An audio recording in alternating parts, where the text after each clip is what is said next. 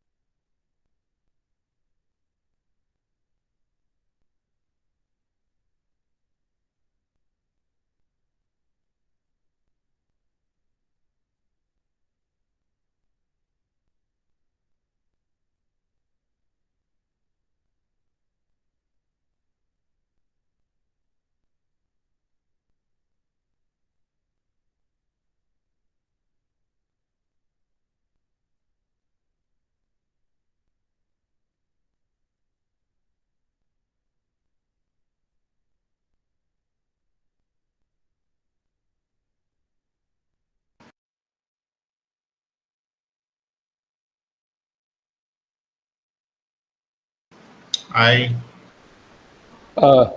Morning, Varun. Just a minute. Yeah, sorry. Thanks for joining in early. Yeah, Varun. Yeah, go ahead. Go ahead. Yeah, Yeah, hi Ravi. I just wanted to join early to check if everything is in order. I'll just try to share my presentation. yeah. Let's do the trail run.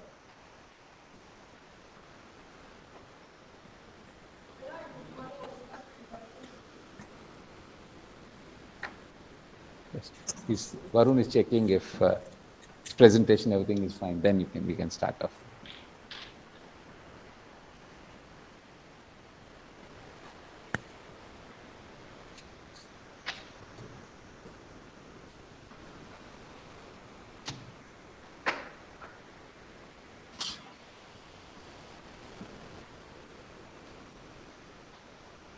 Is my audio okay? Yeah, perfect.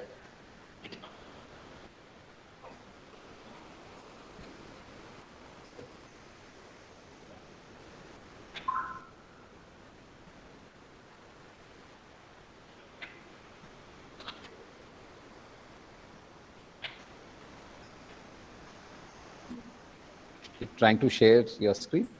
Yeah. Is it visible?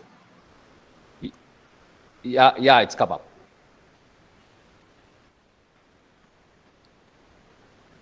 Yeah, all good. Yeah, you can All see your good? screens moving. Yes. Perfect. Okay. So should we start off, Varun? Just allow me 2 minutes, please. Okay, we'll give you the 2 minutes.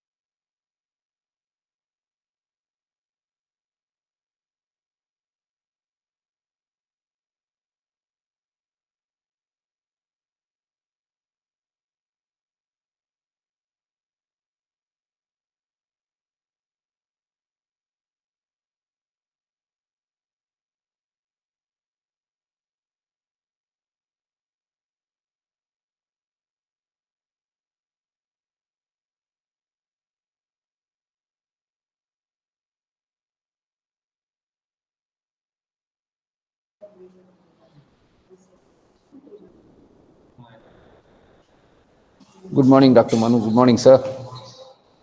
Yeah, good morning, Raviji. How are I'm good, you? sir. Mr. Varun has just come in. He's tested the whole thing. He's going to start off in about 2 minutes.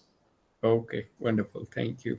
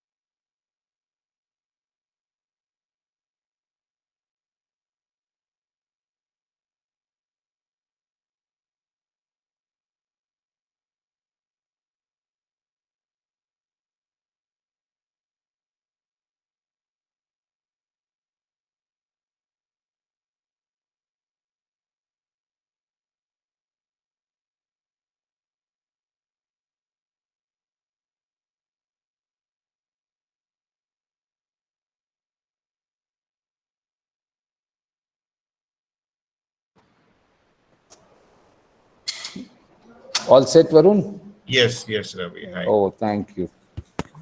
Go ahead. Yeah, thanks. Good morning, sir. Hi, good morning. So, without any delay, let's introduce our first speaker of the day, Mr. Varun Aknoor. He is an entrepreneur and innovation ecosystem enabler. He also worked with several institutions in setting up their incubators and building a startup ecosystem. He has numerous experiences working as a business development manager, senior manager, technology business incubator, and also as vice president. His focus areas were economic empowerment, education, and environment. His skills include business development, team management, marketing, entrepreneurship, business strategy, and whatnot. Today, we have Mr. Varun Aknoor, who is the Director of CIA Center of Excellence for Innovation, Entrepreneurship, and Startups, who will be speaking to us on a very interesting topic startups, innovation, entrepreneurship, and ecosystem. Over to you, sir. Thank you. Thank you. Thank you very much for the kind introduction. A very good morning to all the participants, all the audience present here. I hope you all are doing well and keeping safe. And thank you very much for the opportunity, to present about the Indian startup ecosystem landscape. Yeah. That's what I would like to cover in my in my presentation today. Yeah, Varun, quick this thing. On the call is also Dr. Manu Vora. He's on the expert panel of AICTE. Okay, he's part of Baldrige, Demings Awards. He's part of the Fulbright Scholarship US. He's logged in all the way from Chicago just to hear to you today. So, sir, you can just say hi to. Hello, Mr. Varun. Good to Thank see you. You can just call me Varun, sir. Thank you very much for joining in. Yeah, wonderful. Look forward to your great talk. Thank you. Thank you. I hope you're keeping well and safe. Thank you. Thank you. Great. So please allow me a second. So I will be talking about the startup ecosystem in India, how it began, what was the journey, and where we are today, and what is the role of the different startup ecosystem enablers. Yeah. With that, please allow me a second to share my screen.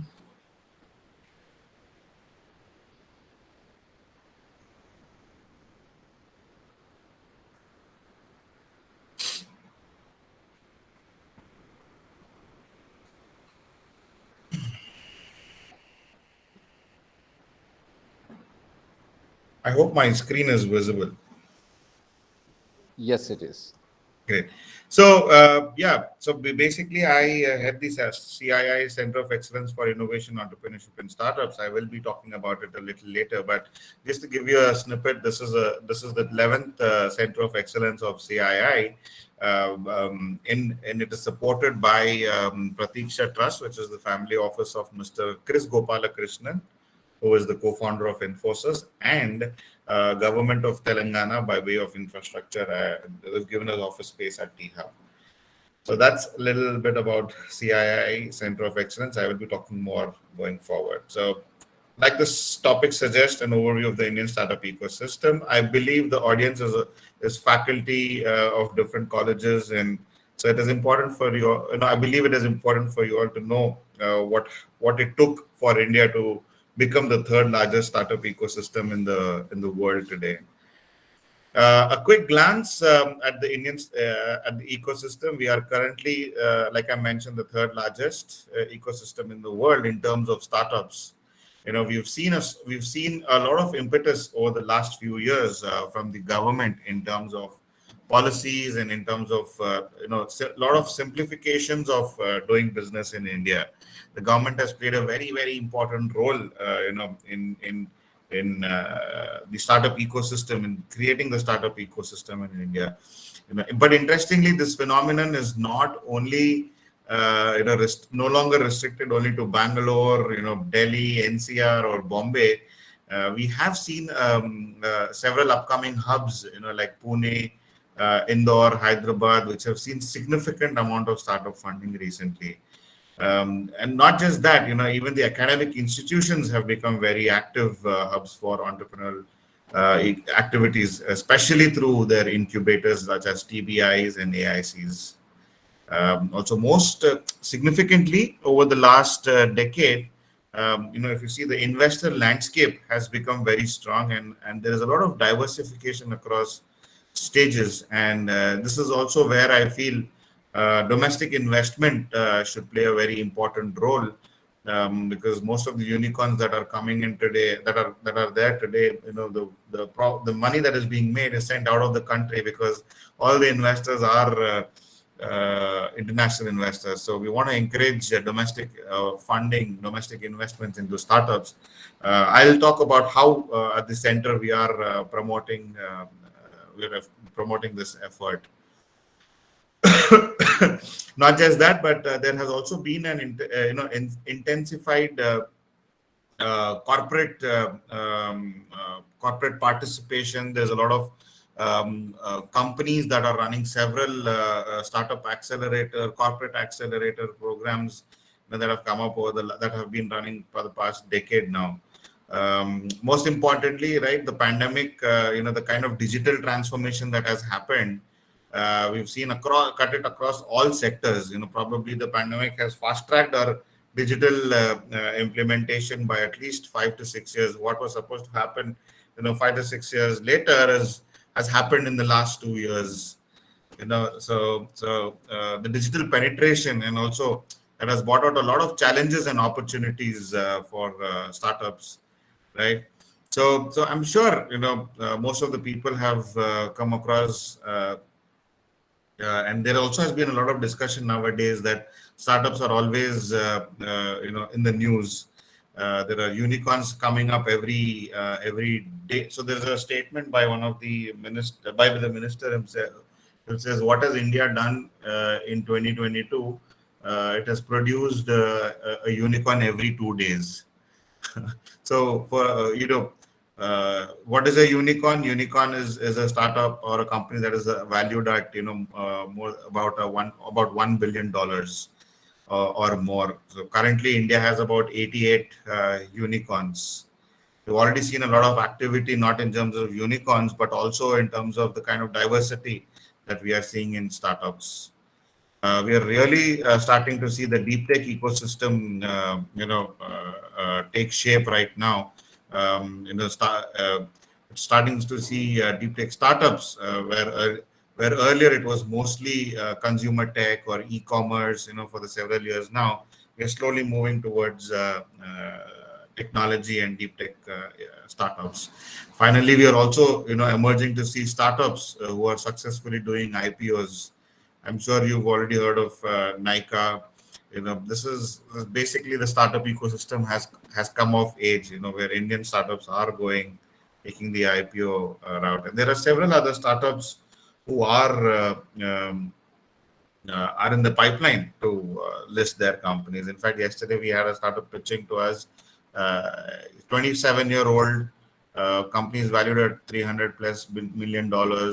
Where do you see 1 year, 6 months down the lane? He says, a unicorn, and then listing the company at NASDAQ. So that's the kind of fast track growth we've seen in the startup ecosystem. So the journey so far, it is not very old, the ecosystem in India. Pre-2005, most people who were involved in the ecosystem have, people like us who were there in the ecosystem for a decade. We have a little bit of sense that, few things are happening here and there, with few pushes from the government, a little push from the academia. We had some research parks, some innovation parks, but a lot of key factors were really missing, in terms of understanding what is the kind of risk appetite we need, or what is the kind of participation from different kinds of stakeholders, like the investors or the mentors. And most importantly, something that the space really needed, which is the mindset of innovation, which includes things like failure is a part of succeeding. That was, pretty much, from the era of 2005, pre-2005. And so understanding several aspects of this ecosystem took a little bit of time. But between 2006 and 2015 was a period of time where there was significant amount of change and several entrepreneurs who emerged. There were several policy pushes as well for initiating things, but we were still missing the key, intellectual property based innovation. And in this era, most of the things were based on either e-commerce and software. And the real push that came was that happened was post 2015, where we have seen not just policies but all the ecosystem actors really engaging in depth. And we are now beginning to see startups in areas which have a very long gestation period. Things like defense, space, tech, most of the time where we don't know what the revenues or when the revenues will still come, but people are now taking chances and people are getting into these systems. In fact, in the recent budget, the government has also opened up these sectors for startups, which is very, very, encouraging.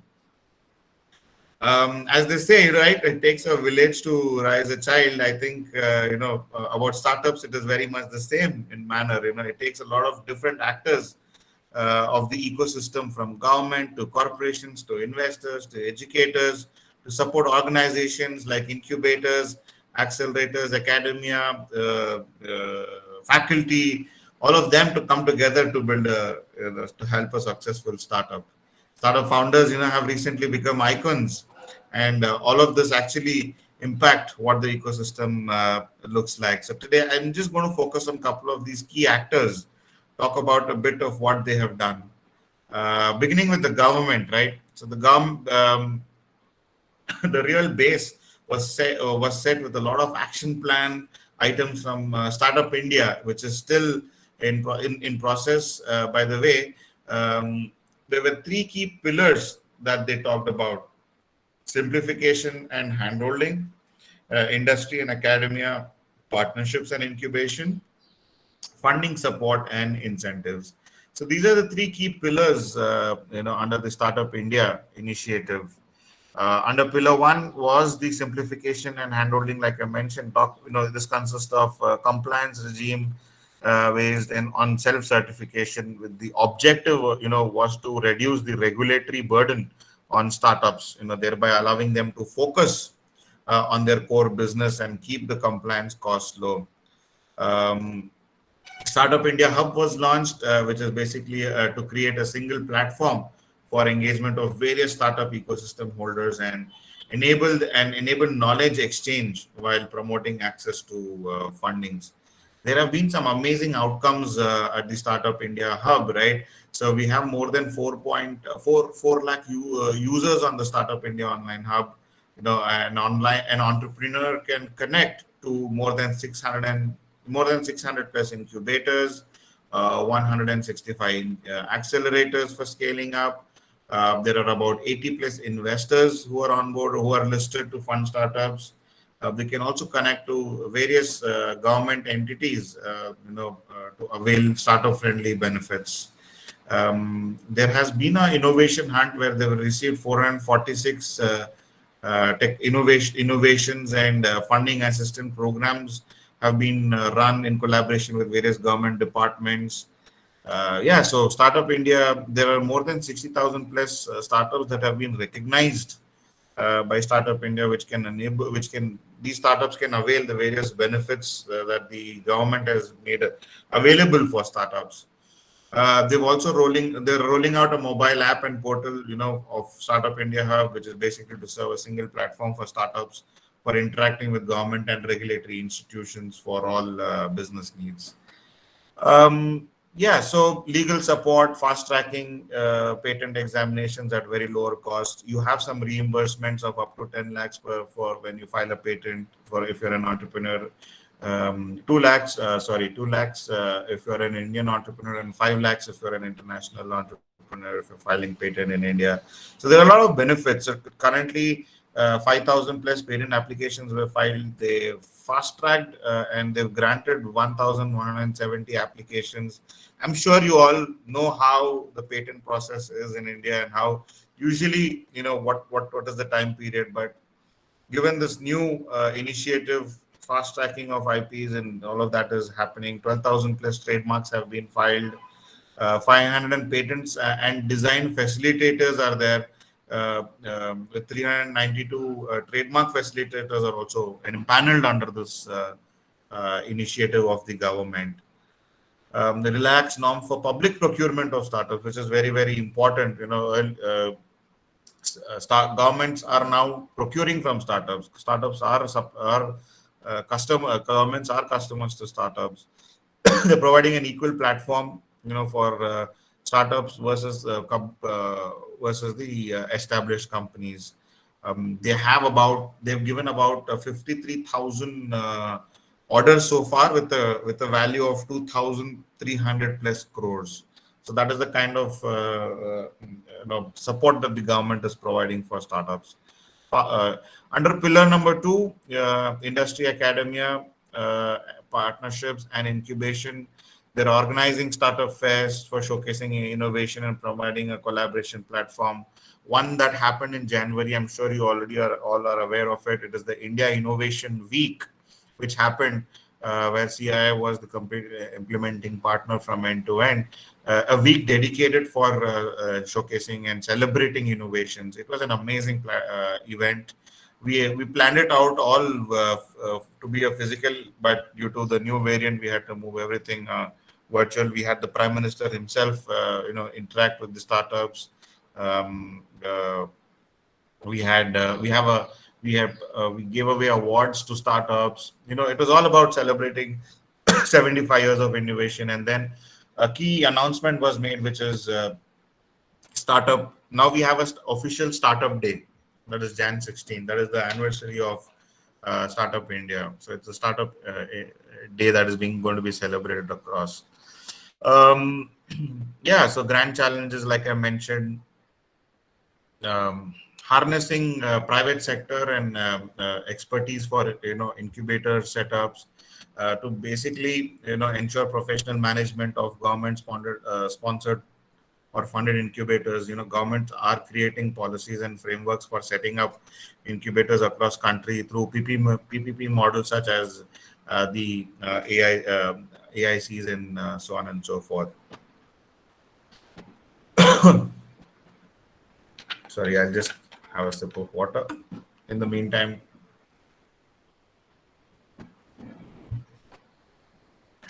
government is also building innovation centers at national institutes, to basically to propel the successful innovation through augmentation of incubation and R&D efforts. As an outcome, TBIs have been created, right? I'm sure. Is there a TBI? I'm sure there is a TBI in the university. As of setting up of 7 new research parks, modeled, no plan today. Yeah. Okay.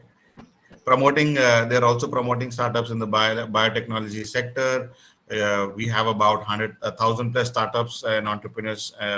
We have a total number of 3,000 plus biotech startups, greater than 350 crore partnered funding raised by 75 startups. 130 products and technologies have been introduced. 48 bio incubators across India are creating incubation space of 5.23 lakh. So this is so there's a lot of focus on the biotechnology sector as well. 150 crores have been committed under the biotechnology innovation. 4 bio clusters, which are NCR, Kalyani, Bangalore, and Pune, we have till date. They're also launching the innovation focused programs for students, basically to foster the culture of innovation in the field of science and technology among students. Annual incubator grand challenge, to support the creation of successful of world-class incubators in India. So under pillar number 3, funding and support. Providing funding support through a fund of funds, which is 10,000 crore. Basically, the objective is to provide funding support for developmental and growth of innovation-driven enterprises. So as of the basic outcome so far is They've committed 4,326 crores already to 60 AIFs. AIFs are nothing but alternative investment funds. AIFs are formed as investment to collect and disperse funds in accordance to the investment policy. Um, um, an investment of 4,500 crores have been made to 384 startups so far under the funds of funds scheme. So there's a lot of funding that is available for your startups to apply for. They also have credit guarantee fund for startups, basically to catalyze entrepreneurship by providing credit to innovators across all sectors of the society. Um, Tax exemption on capital gains, um, you know, to promote investments into startups by mobilizing capital gains arising from sales of capital assets, if I have to, um, and also basically to encourage seed capital investments into the startup. So these are the three main pillars under the Startup India, and these are the various supports. I've just captured few. I'm not captured all support system under the Startup India. Yeah. So these are the impact. This is the impact that has been created so far. 30 states and UTs have their own dedicated policies. 44% of the recognized startups have one woman director at least. 319 eligible startups have been granted, exemption. Like I said, 2,000 value of over 2,000 crores. 39 regulatory reforms which have enabled are reforms enabled with the help of various ministries. And the impact continues. Like I said, India is the third largest ecosystem in the world, with a total of 315 plus billion value created so far, 60,000 plus DPIT recognized startups, 5 lakh. Now, I think it's more than 5.5 lakh jobs have been created by startups. We have 88 unicorns. I don't know if it has crossed 88, but last I checked, 88. It was 88 2 days ago. 30 added in the last 2 months. Pandemic has really fast tracked the growth of startups in India. We have unicorns now taking the IPO route. So this is the kind of impact uh, has created. I'm sure you're all aware of the Startup India ranking. Startup India basically, one aspect of Startup India which has really been useful is that it created a framework for ranking different states across India, and it has definitely encouraged a lot of competition among different states, ensuring that they actually develop their own startup ecosystem. And there has been a lot of work that has happened at state level. For example, Maharashtra government has a Maharashtra Innovation Society, where Mumbai, being a fintech hub, so there's a lot of activity that has been spurred, not just at the central government level, but also at the state, local government levels. So all these states have created nodal agencies, to only support startups. So that's the kind of importance, the Startup India ranking of states has created. Moving on from government, I wanted to talk about a range of support organizations, but I will focus on one particular type of organization, which is startup incubators. Well, you see the graph here, right? This is the number of incubators that have spurred up recently. We have seen an explosion, of startup incubators over the last 20 years in India. As you can see, it is not just the academia, but there are several incubators which are now run by either research bodies such as CCAMP or industry-based programs. For example, CII, we have our own center of excellence now. So even NASCOM has a startup program. So what is a brief into what goes into incubate? What do the incubators do? They support startups at three different levels: proof of concept, startup, and then scale up. Very early stage startups who are still figuring out what products they are making. who might not even have an idea to come up with the basic proof of concept, or whatever idea or technology that they want to come up with. They incubators facilitates a little bit seed grants for them and provide infrastructure of some sort.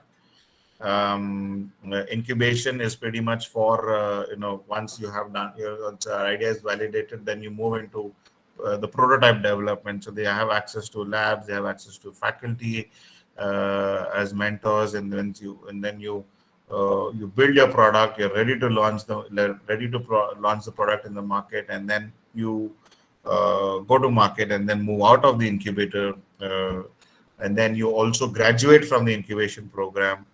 Then there are some incubators, business incubators such as ISB, who help startups to scale. So once you're out of the incubator, now you have some early traction. Now of about 100 to 200 paying customers.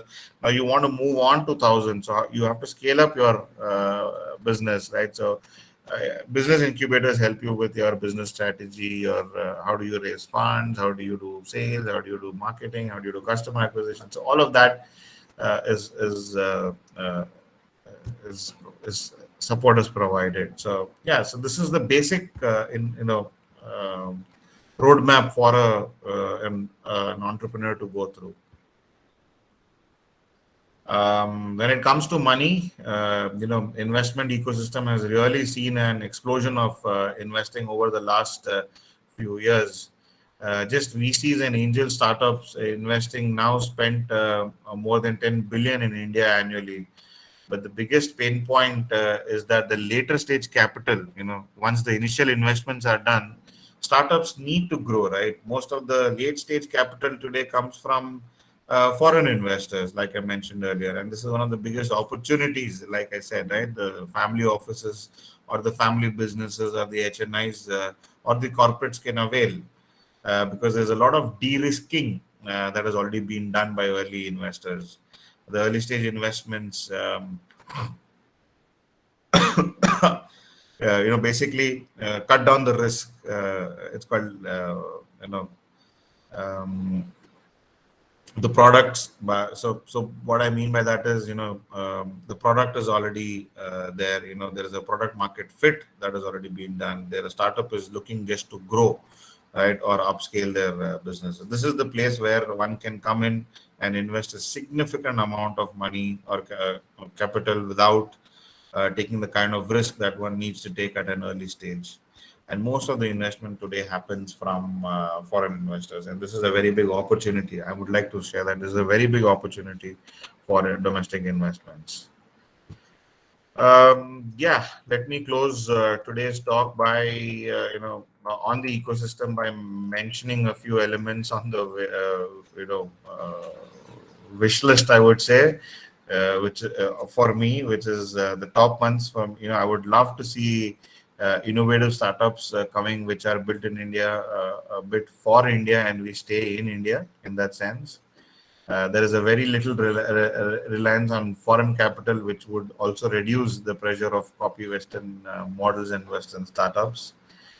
Second is something that I have already mentioned, that there's a huge opportunity for local capital to come in, and industry, academia, government collaborations are quite important.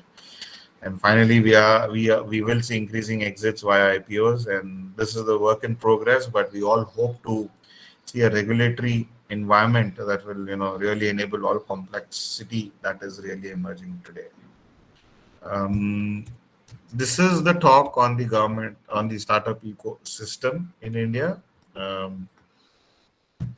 I'll want to talk about CII and what we are doing, to support, to do our bit. But I'll pause here for a minute to see if there are any questions, or anyone wants to have a discussion, or we move on. Ravi, I leave that to you.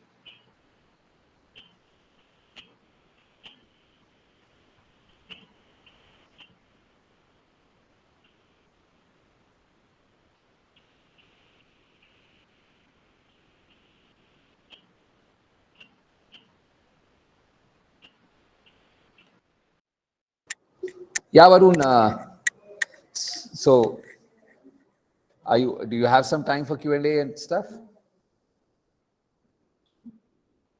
No, I wanted to also present about CII and what we are doing. Before that, I just wanted to check if there is any Q&A, or I do the presentation and then. No, but I Uh, think you can please go ahead with what CII is doing, because CII being the go-to body for any sector across India, would love to see what sort of a leadership CII is providing in this space. all right. Yeah, just give me a.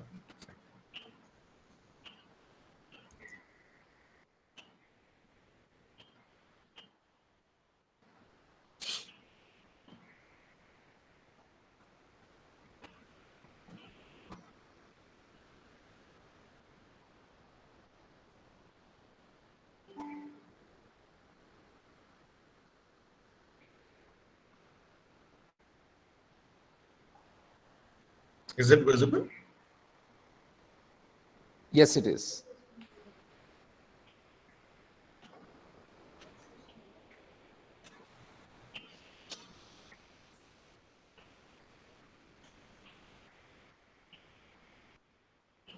Okay. The next part of my presentation is about CII. CII has been working. This is a 127-year-old organization, association, as you all are aware. We are the apex body, and we work very in various aspects. We are an industry driven, industry led, industry run organization. Working towards development of the nation, and all the work that we do at CI is around development of the country. With regards to startups, we've set up we've been working. In fact, startups is a word that has been coined, but CI has been working with the likes of Apollos and Infosys, and they were all a small companies. So CI did help them while they were setting up, in their growth, help them in their growth as well. So CI has been doing it for quite some time now. Um, and now the focus is also more on the younger startups that are coming up these days. We are a force multiplier. The reason being is we are uniquely positioned. So our aim is to reach 200 unicorns. And how we are able to do it, we have a membership of 300,000 companies. When I say that, we're talking about corporates, corporates members. We have 500 plus CII sectoral councils and committees. um, these councils, and these are sectorial councils and committees that work on that work on policy recommendations. I'll talk about it a little later. We have 60 plus offices in India. We have 8 international offices, 10 center of excellences, and 300 affiliated associations across the country. What is the kind of ecosystem that we provide for a startup through our member connect? When I say member connect, it's about our corporate member connect. We provide mentoring. I'll talk about how we're doing it. We provide access to technology, co-creation, human resource, a lot of networking, access to funding, access to early stage investors, PE, VCs, M&A, and access to market. So this is how when a startup comes into CII network, this is what is the kind of support that they would receive. What is the interventions that we do? We have 5 major interventions. We provide a 360-degree mechanism for the entrepreneurial ecosystem in India. Policy advocacy through our center and state level councils and committees, like I mentioned. Ecosystem development. So when I say ecosystem development, I'm talking about, like I mentioned the previous slide. It's a complete hand-holding support that we provide to startups. Growth enablement. We have a lot of service providers. We have a lot of partners at CII who can help startups scale their operations. Corporate Connect, we facilitate a lot of corporate pitching, corporate accelerators, startup accelerator programs. We run master classes for corporates on how do they engage, how should they engage with startups on innovation and R&D, and startup outreach. Of course, we do a lot of events. In fact, tomorrow there is the launch of an Icon 2022. Icon is a platform which we launched last year for 3 months, and the stats are huge. We had 8,000 participations for across 3 months. We had 1,000 startups registered. We had 700 corporates part of it. 200 startups showcased their innovations. We facilitated a lot of B2B Connect, B2C Connect. Star corporates, sectorial pitchings have happened in the last 3 months. Corporates, for example, logistics sector, we had 50 companies listening to 20 startups to see if there could, take if there is some innovation that can be integrated.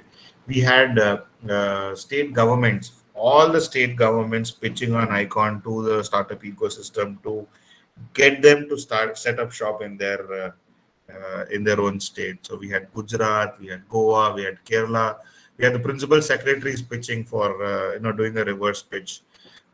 We worked with corporates like Accenture, EY, and Infosys and we're releasing 3 reports tomorrow. One is on corporate venture capital, deep tech ecosystem in India, and taxation regime. We had international ecosystems also providing information about what kind of services and how do you set up shop in their own countries. So it's huge. Icon, we did it only for 3 months, but the demand was such that tomorrow we thought we will run it for the entire year. Why limited only for 3 months? And I'd like to take this opportunity to, in fact, invite you all to be a part of it. Tomorrow, it's happening from 11 to 12:30. So if you have time, I'll share the link with Ravi. Ravi requested to please share it with the audience here so that they could join, because Mr.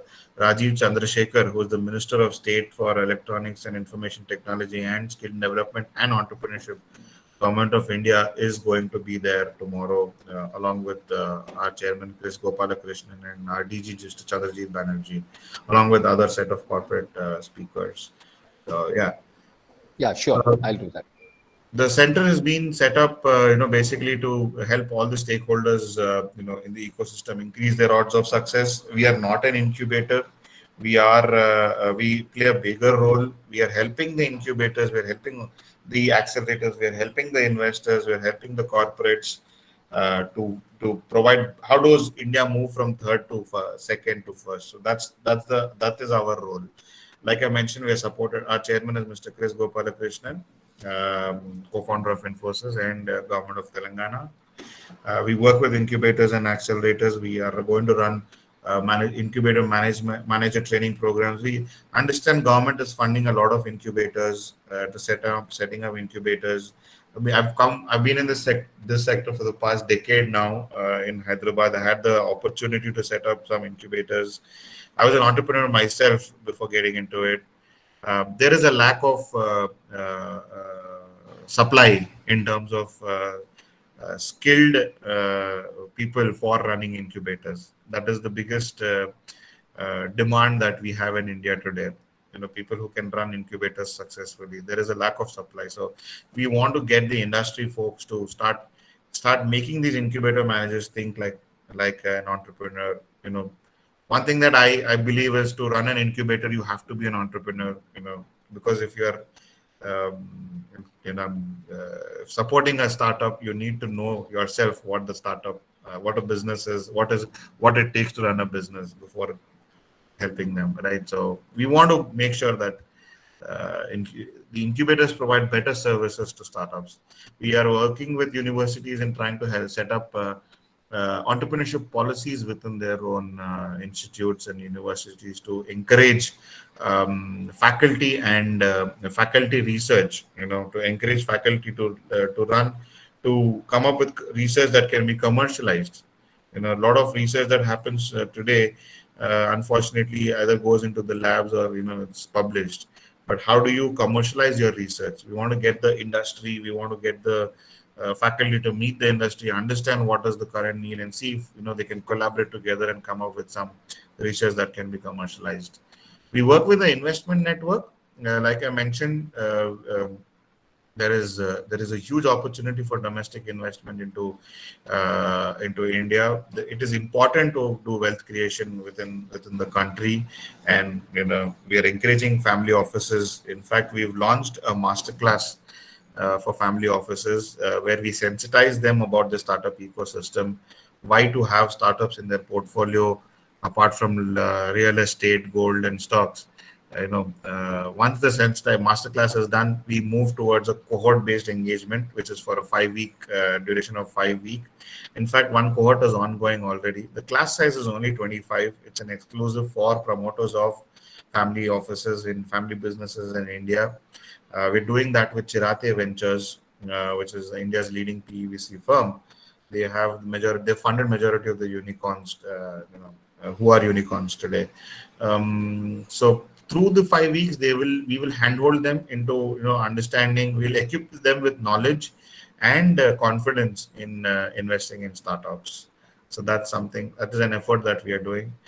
With startups, we do a lot of market access programs. So if there is a startup that is in growth stage in the manufacturing sector, pre-Series A, wants to go to Series A round, so we help them with market access and funding. Like I said, our unique offering is our speciality, or our differentiator is we bring the user community to the table.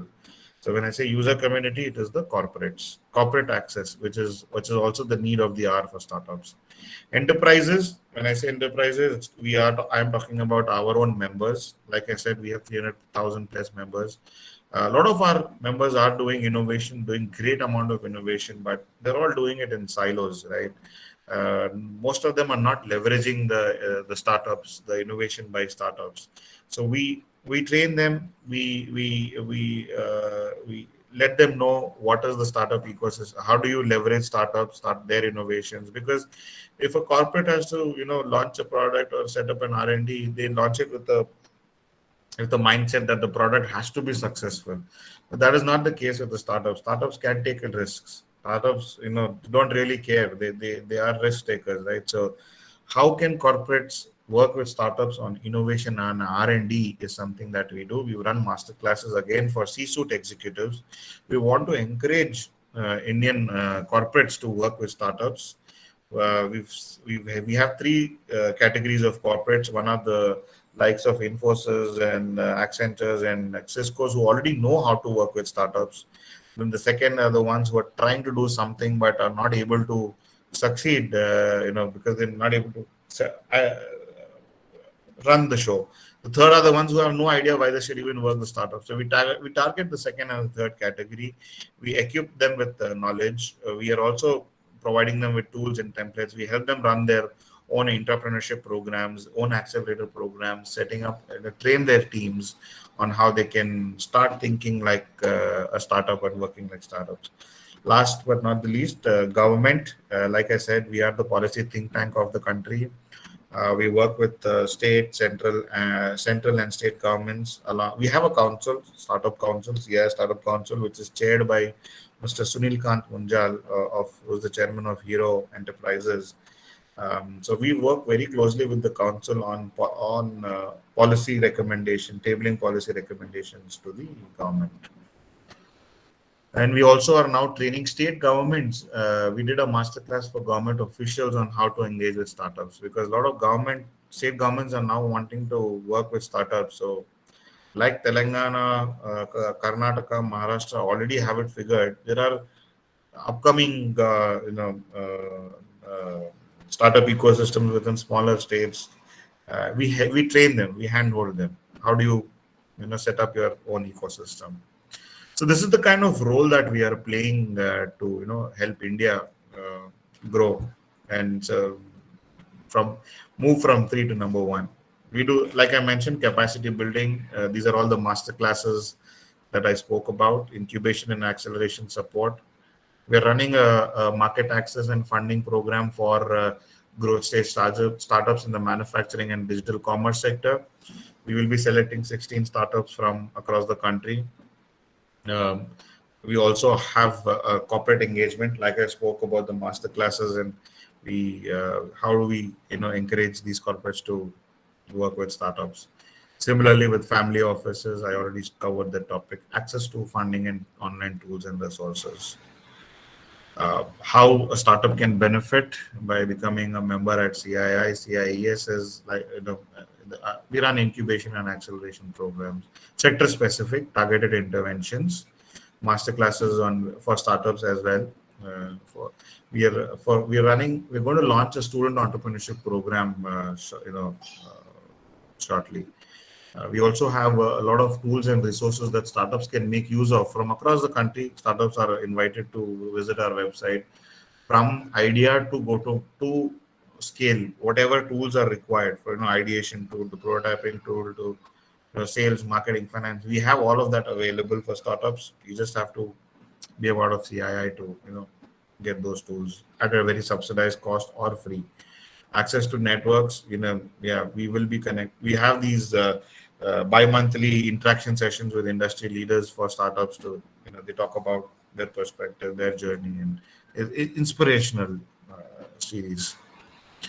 Members are getting benefited by the keeping abreast of innovation that's happening in India, to working with startups. They connect with startups. They either work with them or uh, or outsource their innovation to them.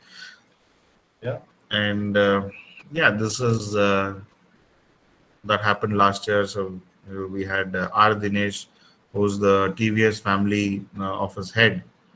Um, talk about it. We have this is the family office masterclass I'm talking about. This is the C-suite executive masterclass. We had Dr. Bruno Lanwin, who was the co-editor of the Global Innovation Index, who was a part of our faculty.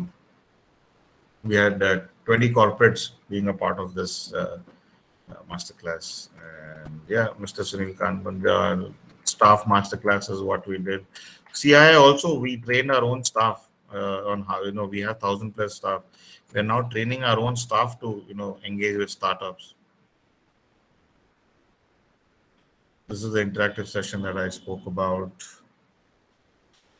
Yeah, a lot of stuff in the pipeline. So Icon, I spoke about Icon. We're launching tomorrow the Icon 2022.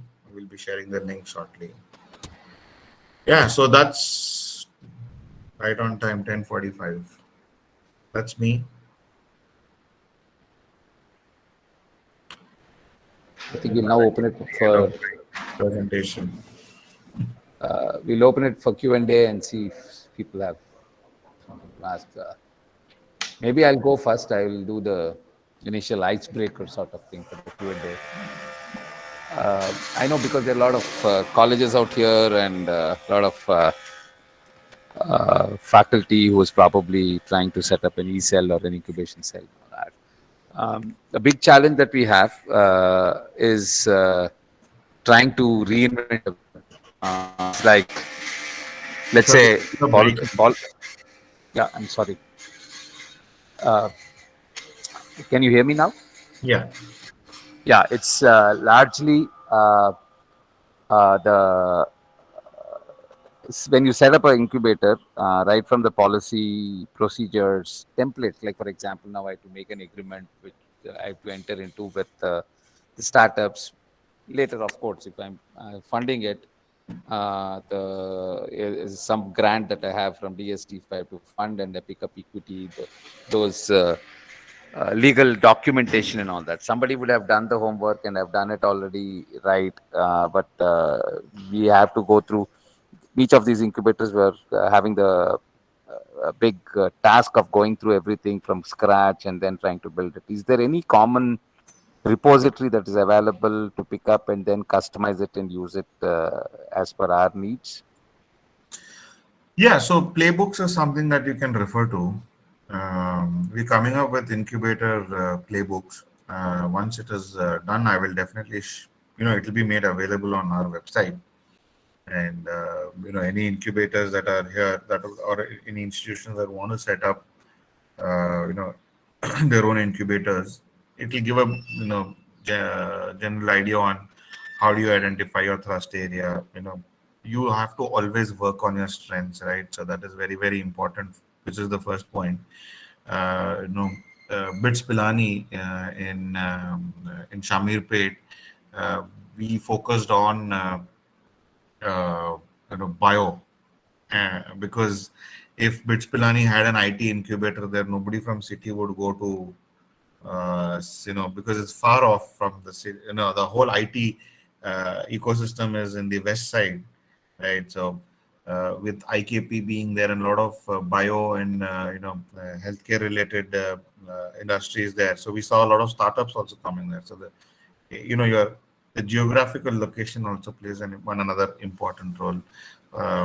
So there was a bio incubator that set up, which is running very successfully.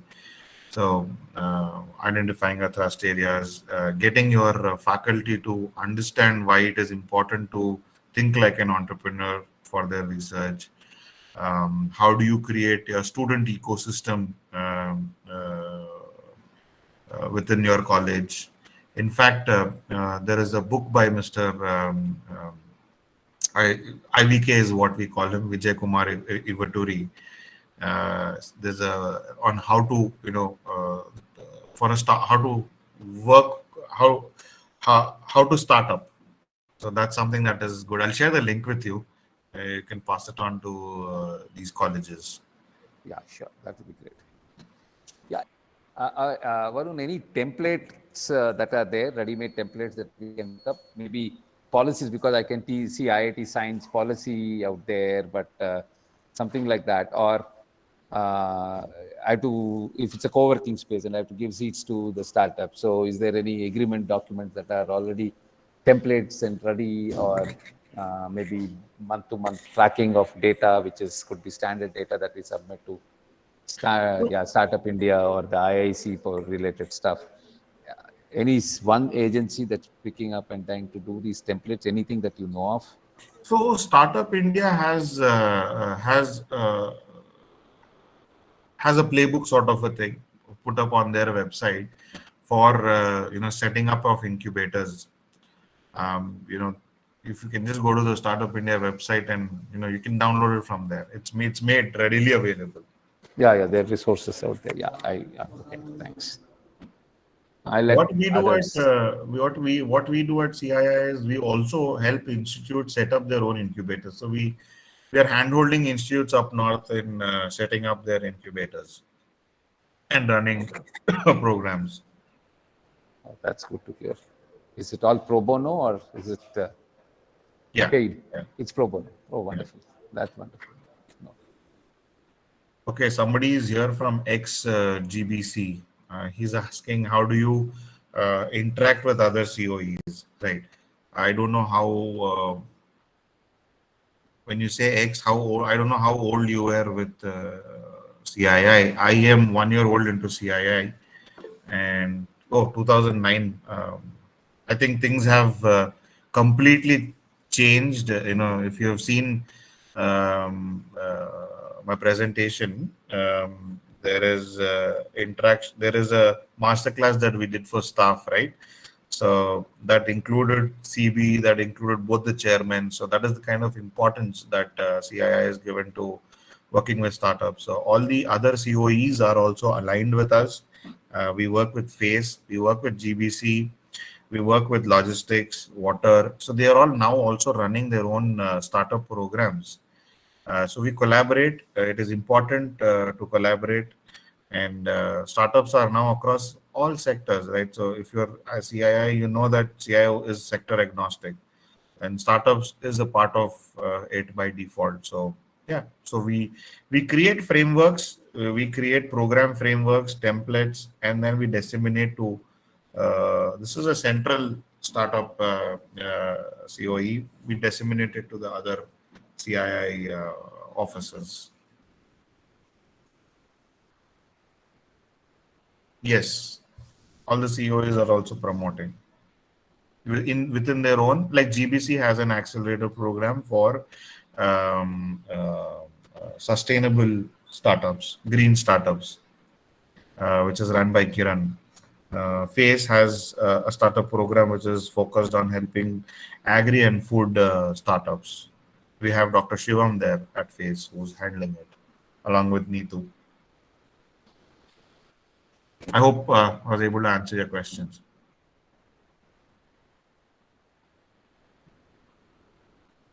Thank you.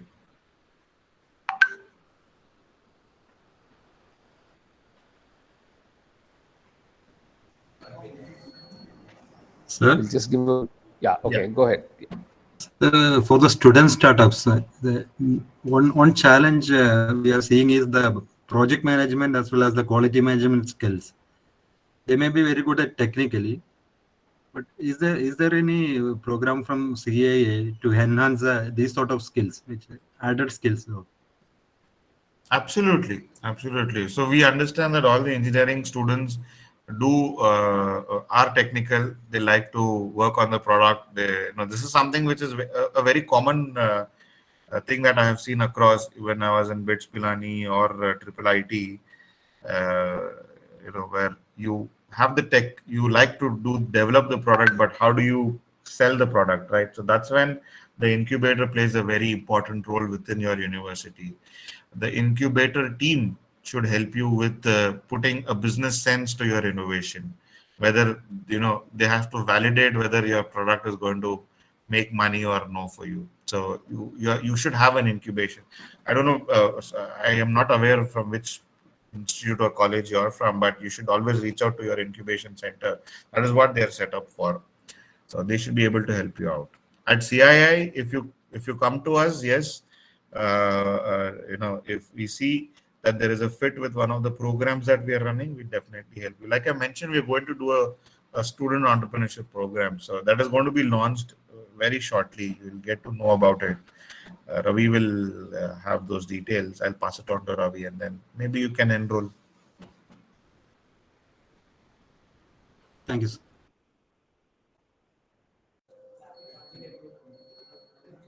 Any other questions? We'll just give a minute or two. And if there's nothing coming up, we will let Varun go. He's got a lot of big things to do. All right. Thank you very much, Ravi, for this opportunity, and thank you, audience, for patiently listening to me. It's Friday. I understand.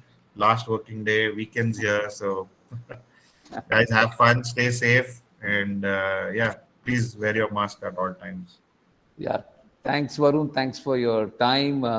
Really appreciate taking off time from your very busy schedule.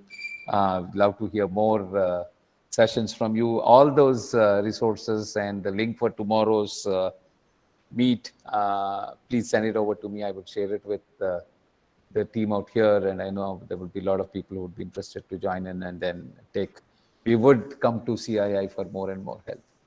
Absolutely. Always welcome. Thank you, and you Thank have a you. great day. Yeah. Thank you. Okay.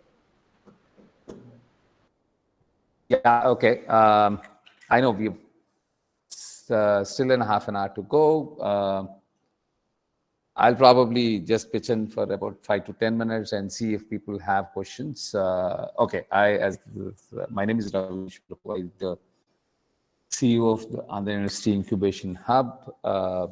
I am also the coordinator of this FDP. Thanks for joining in. And I know we will probably have the review session in the afternoon, but just wanted to, the first session which I was supposed to handle, I'd handed it over to Dr. Manu Vora for his, because the amount of years of experience is also the expert panel reviewer and stuff. So looking into his resume and his profile, I thought it would be better for you people to hear to Dr. Manu Vora than me trying to speak there. So probably this half an hour that's there, if people would like to maybe I'll share what I'm doing and what I've sort of an experience that I come with, and probably we could talk further Yeah, as this, I'm here as the CEO of the EU Incubation Hub, more as a passion or something that as a give back thing to to the place that I'm born in. I'm born and brought up in Vizag, so I've come back, reverse migrated from the US. My last corporate role, I was the senior vice president or global head of quality. I was part of the senior management at uh, Tech Mahindra. So that was when I left Tech Mahindra in 2012, because once you become a part of the senior management team, I tried handling it, trying to be in Vizag and try to handle the work across different tier one cities. Basically, I had to be in the power center, which is Hyderabad, or sometimes Pune, Bangalore, and all this stuff. So I was not getting enough time for my place that I belong to. So after a year, I decided to move on, but I have extremely good relationship with CP, who is the CEO of Tech Mahindra, L Ravi, Rakesh Soni, and all these guys. So I still continue to work with them. We work on a few things together too. But after that, I've started a healthcare startup in the space, and then built from 2012 to 2017, 18. I had a successful exit, made some good money, invested it uh, invested into four more startups, one in the IoT space, one in the IT space, product development, and one in the HR tech space, and one in medtech space. So thankfully, all the four of them are doing well today, and are all cash positive.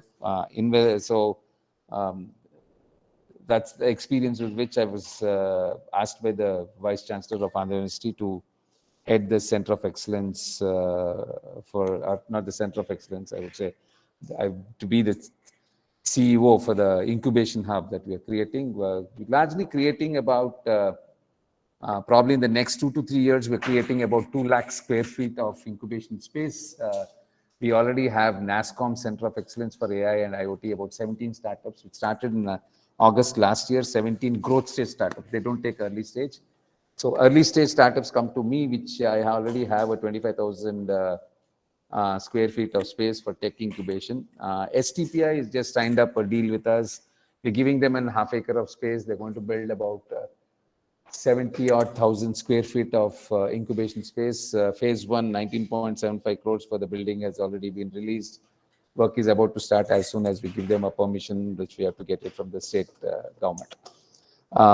Then we also have a 60,000 square feet of space that has been built up, which is for largely pharma incubation, pharma, food tech,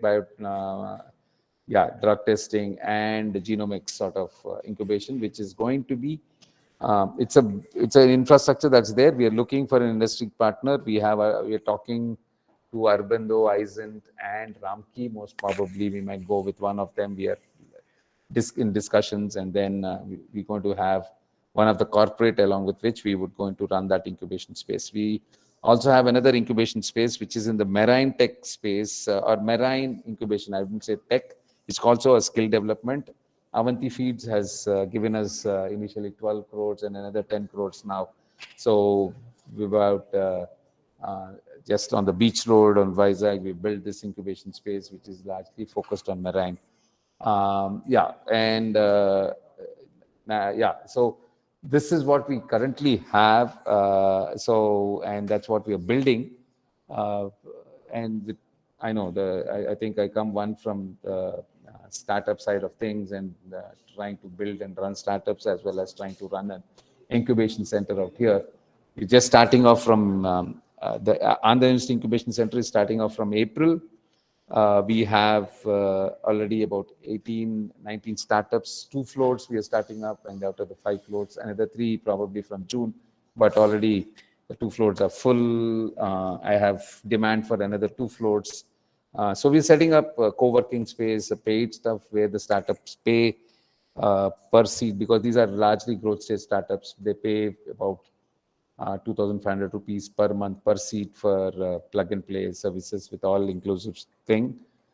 We also creating NX, buildings, which is largely, we have about 7 colleges under the university, which is including law college or other than engineering, 2 engineering colleges. We also have a law college, pharmacy college, arts, science college. So multiple things within the university. So we're creating multiple hubs where students can come. These are free for use, no need to pay. These are for students and faculty who are actually building startups. We are setting up 2, one in the South Campus where it's going to be about 60-seater and about a 40-seater in the Engineering College campus for students, exclusively for students and faculty of the university who can come, and then we give it for free so that people can come, students can come, and then there'll be mentors, there'll be ideation days, and people can come and then experiment around it. We started last year. We tasted some success so far. First startup, really, that's you could say a crazy one. We started with a startup called Aqua Farm, which is a bunch of law students working on vertical aqua farming, which is chemical free and vertical, just like your hydroponics, vertical gardening, like that. Urban based aqua farming is their topic. They were part of the UN Food for Good competition. They won, within the university, we selected them. They won the India regional level at Calcutta. They went to the Asia Pacific region and they won there also in Ho Chi Minh in Vietnam. And they've been part of an accelerator program, all expenses into London for 2 months. And then they've got their initial funding and they're off. So it's basically, it's a 5-year law program. They're all the 4th year, 5th year students. They're all now entrepreneurs and running this thing. They're now started. We help them. Just a question that's come up with Mr. Kabir. Very relevant. These guys actually did not know both technology as to how to run it, and 2 is they did not have the managerial expertise. These are all legal expert stuff. So we had to help them out a lot on both these fronts. First thing that I've asked them to do is to we have this north coastal or the coastal belt of Andhra, pretty much known for aqua farming, aquaculture. So these guys, right from, if people know this coastal region, right from up north, bordering Odisha to down up to the border, which is we share with Tamil Nadu. Stuff, but halfway the northern part of the thing, I asked them to do a 2-month study, go there, study everything and see how the feed comes, what sort of chemicals get into the feed so that these fish grow or shrimp grow quicker, faster, all that stuff. They did all the study, they came back, they did all their cost analysis and then hired tanks. So a lot of mentoring that has helped them, and then eventually they become entrepreneurs. The second one is a startup. It's called EduMoon. These are kids from computer science department. Again, technically strong.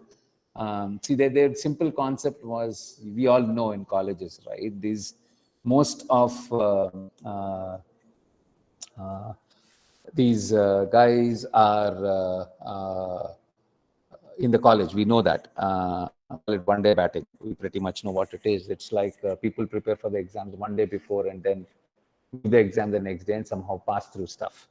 So these guys were focusing on that, and they have in their portal they provide all the last 3 to 4 years question papers, answers to that, any last minute had to write an exam.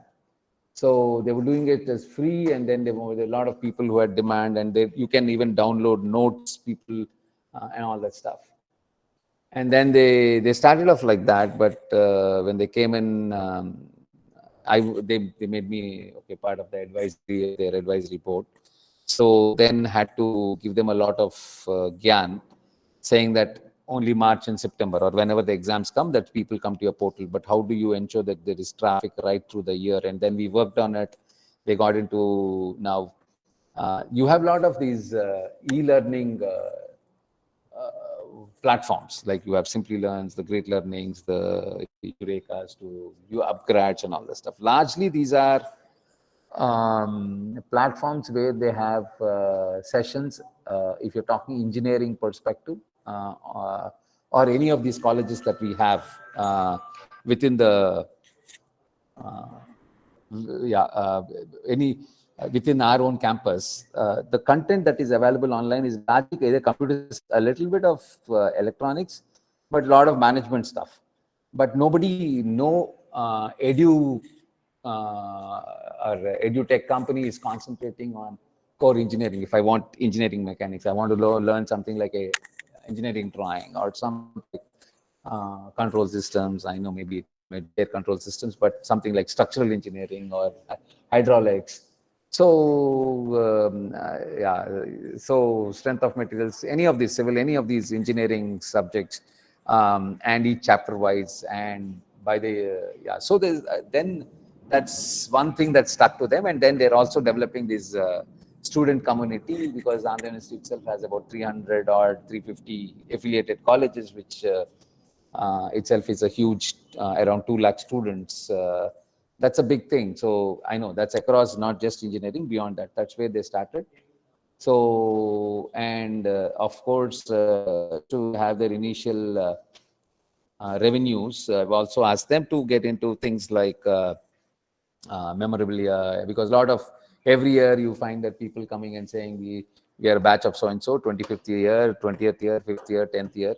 So get in touch with them beforehand, give them all the supplies that are required, t-shirts to all the things that they require, and then also handle the tour, have a tour guide, handle this thing, get them to talk to.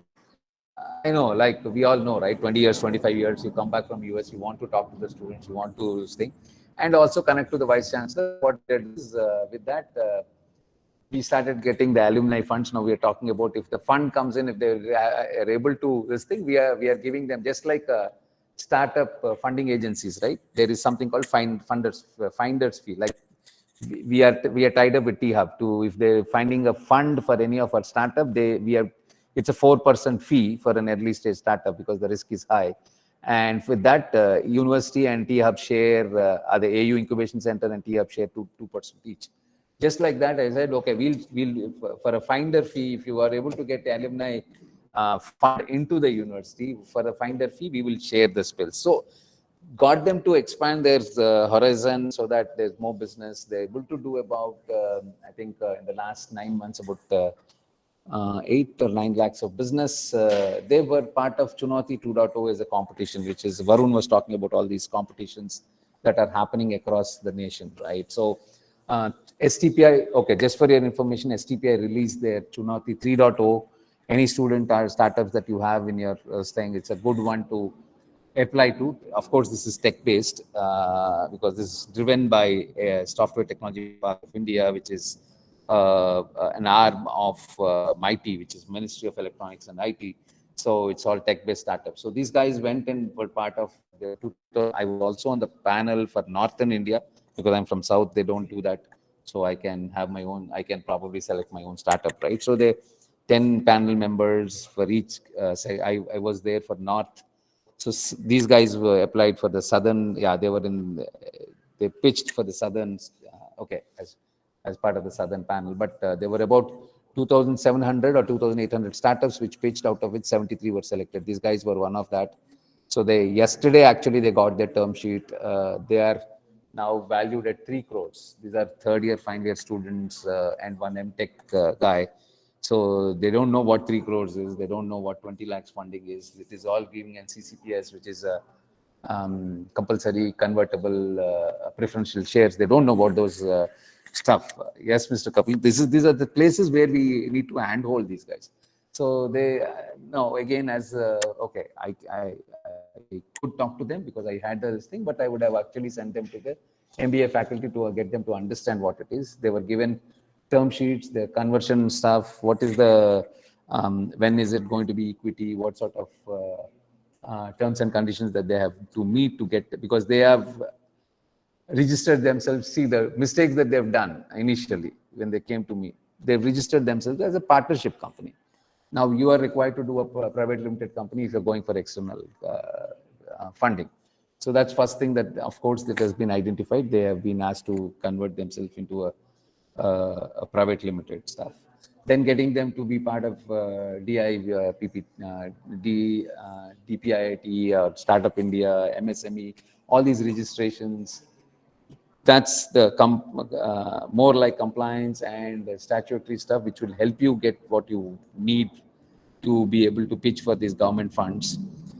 Third part is also these guys were collecting money. They were all these funds that they initially getting was all to their own. They did not have a account to which the money was coming. Some certain students pays, and then they had agents. They had people who would sell their. So they created content. They were selling that content to students. Students were paying for it. Instead of going to a tuition master, they are actually paying for that content. They're getting that money, but the money was routed into the Paytm, whatever their UPI accounts, and to their individual accounts, and they're spending it back.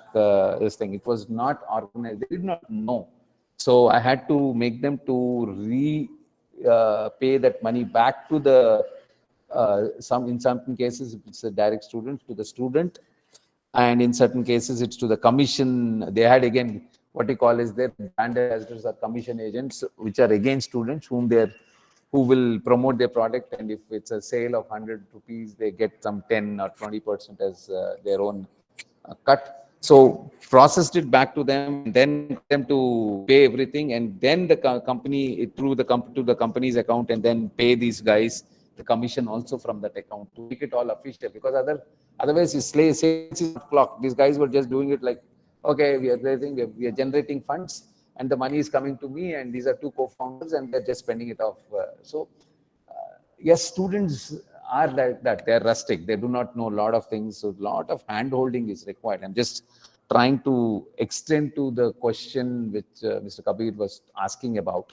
So, Sivakrishnan, yes, these are not from BVRM, but these guys, the first one, not Sandhya from BVRM, I'm not sure what she's into, but these guys, there were 4 of them. These are from the AU, the first startup that I was talking of, College of Law. So 3rd, 4th and final year law students from university, which got into this active farm thing, and they've now been able to make it a successful enterprise. So yeah, with that, I know it's 11:15. I'm just trying to give some perspective, because eventually it's trying to help each of us around. I know 2 of people on this thing. They're there. Dr. N. Ravichandran from KIT Coimbatore wanted help. We're more than happy to help out. Of course, just like CIA, the question I had asked, pro bono, we don't need any of this thing. If we have to travel and come to your place, please take care of our expenses. Actually, Ravichandran sir, morning, sir. Sir. Thank you, sir. Thank you. So I've already talked to the Vice Chancellor, sir. I've got the approval. We can go ahead. You can, whenever you can plan somewhere in March to come, and we can help you out, because most of you will have IIC, because again, that is now the registration into Institution Innovation Council, because along with NIRF rankings, now you have ARIA ranking, ARIIA, so Atul ranking for Institution for Innovation. So that 1,400 institutions have last year, I think last year they are registered. If you want to get deeper into this startup space at the academic institution, you could, but there are programs that you have to run. Even in fact, this FTP is also under that ministry, because that is driven by Minister of Education, Minister of HRD. So, which is 2-in-1 sort of a thing. You can run your incubation, but all the programs can be considered under that, and you get your ranking based on the activities that you do and the little bit of successes that you see. So, and I think Mayur Sawant was, again from Nashik, was also asking about the same thing. I'm more than happy to help. Just in case if it required for me or somebody from the team to travel to your place, just take care of our actuals. That's enough. If it's required to travel, but most of it I think we can be handled offline. We'll be more than happy to any of these, because we do every month or every depends on the cycle. In a quarter, we have do at least 2 sessions from successful entrepreneurs, innovators, because multiple sectors. Again, now a sector agnostic. So we can share those things out.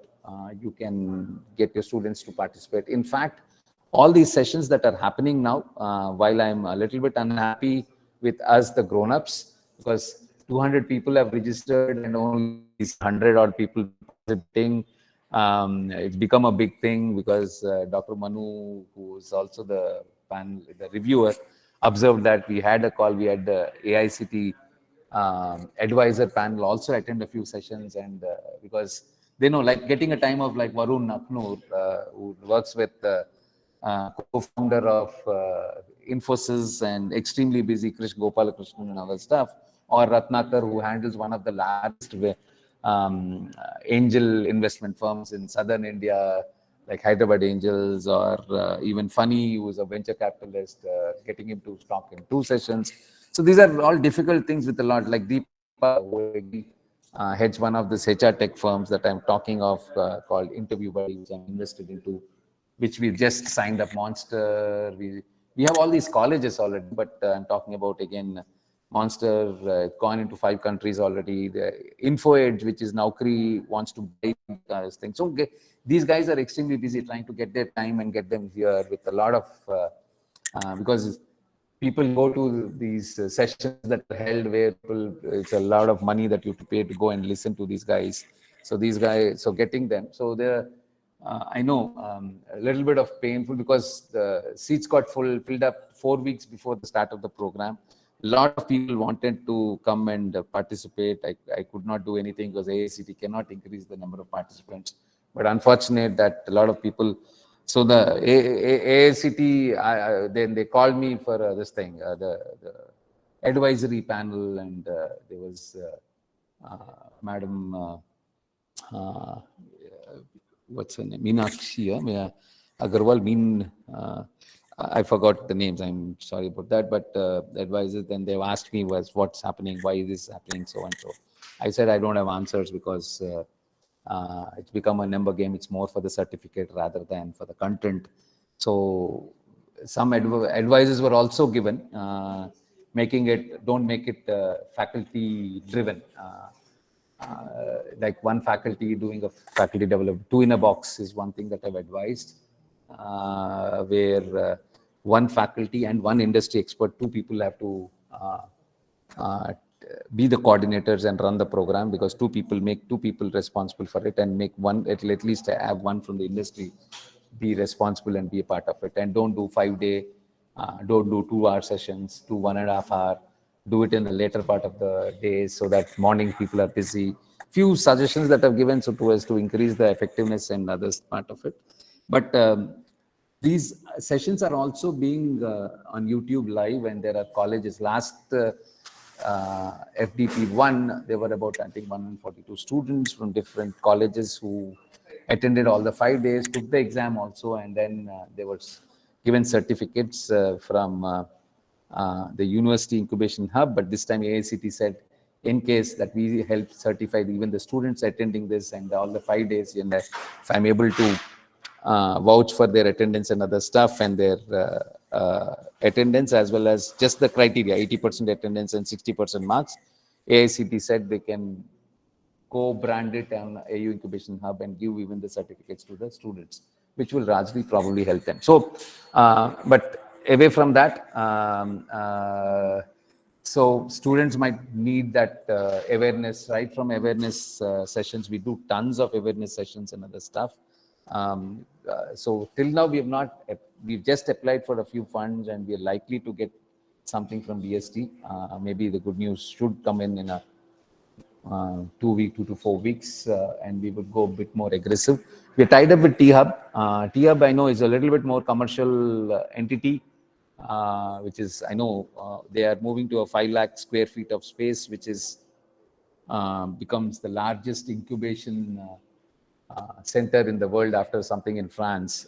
So they have these Kickstart programs and other things we are tied up, but they charge about 2,000 rupees per student, which we are seeing if it's a good program, people are ready to pay. Of course, that can be picked up, but we would probably help deliver that program in the state of AP. But even beyond, we can type with institutions and students who are interested to pay for it can be part of it. But we will have other programs which are that is a 6-month program.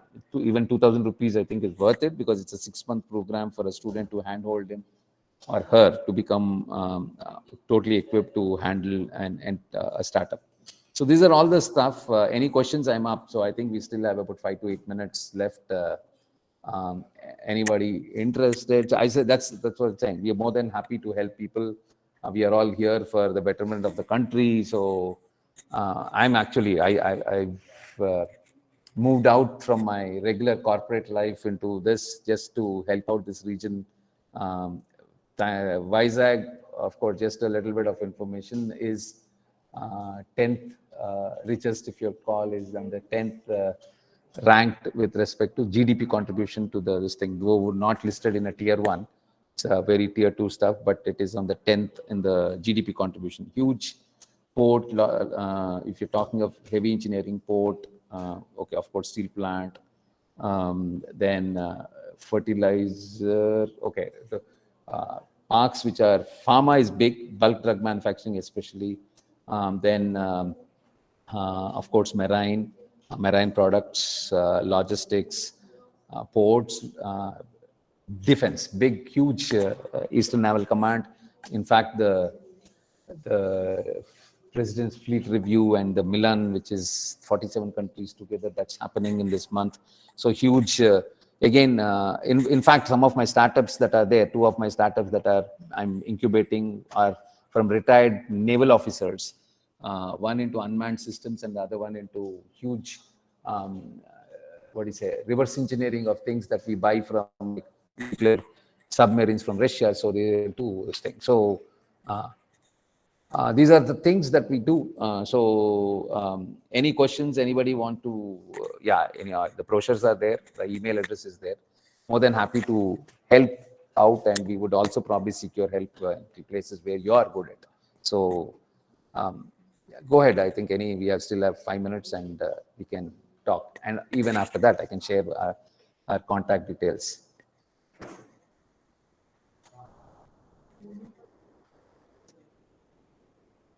Okay. I think probably too much. Nobody has any. Hello. Yes, Mayurji. Yeah. Good morning, Sirji. Morning, Sirji. First of all, sir, you're breaking. Thank you so much. Nice sessions for all of us. Just a minute, sir. Give me a minute. Yeah, sure.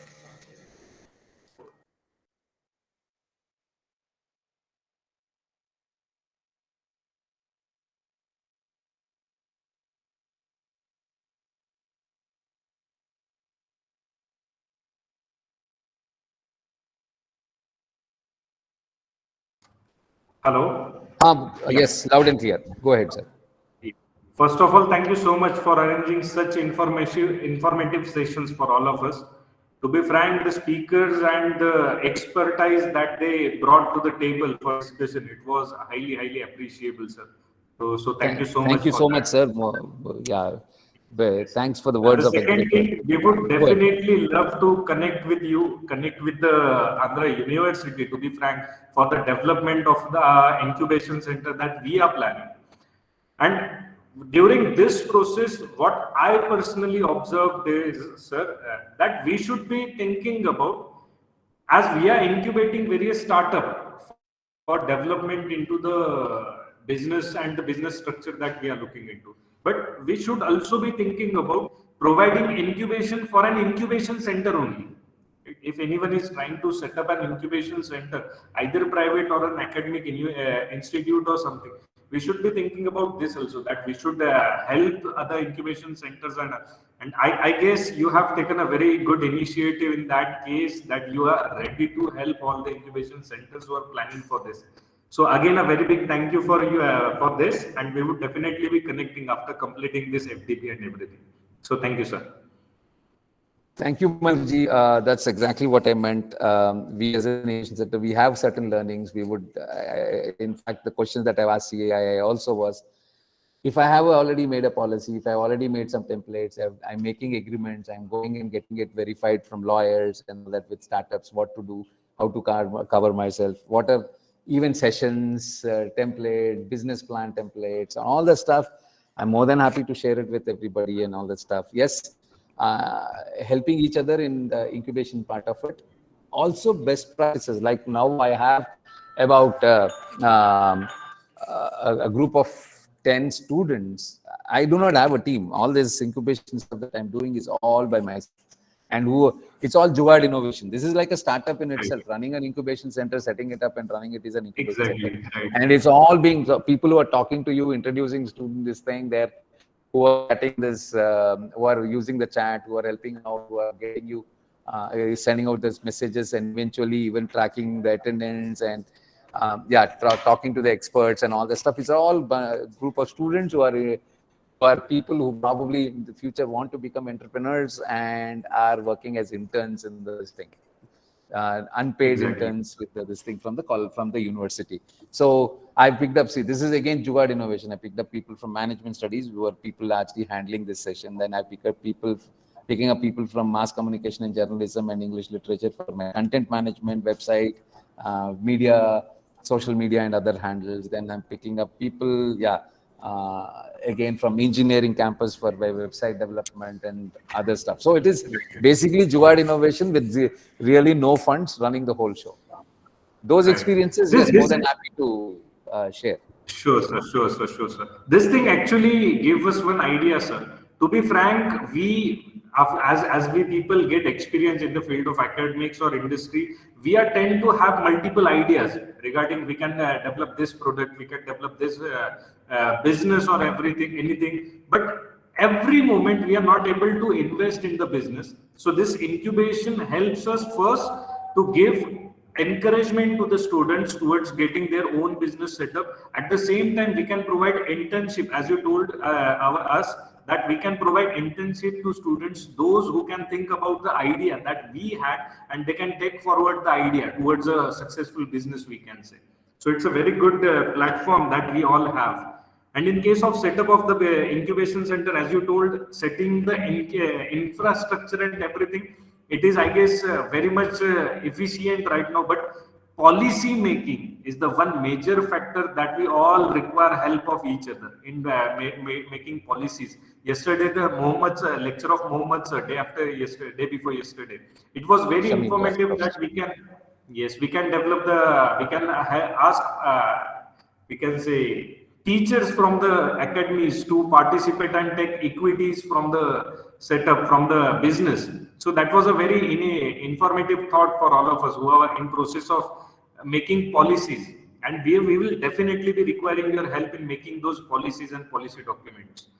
More than happy, sir. One is the IPR policy along with this thing. We have also been able to convince the Vice Chancellor, because see, a lot of research happens in this and it confines to a little bit of patenting, and after that nothing happens. Commercialization has become a big issue because most of the faculty would not want to, because they are, don't blame the system. It is okay, I will say blame the system, because they are in this thing of producing PhDs. They're in the totally busy with as per your norms and to ensure regular that academics work, academic stuff, which is producing PhDs, producing more research papers, talking at conferences, preparing all those things along with your classwork and other stuff.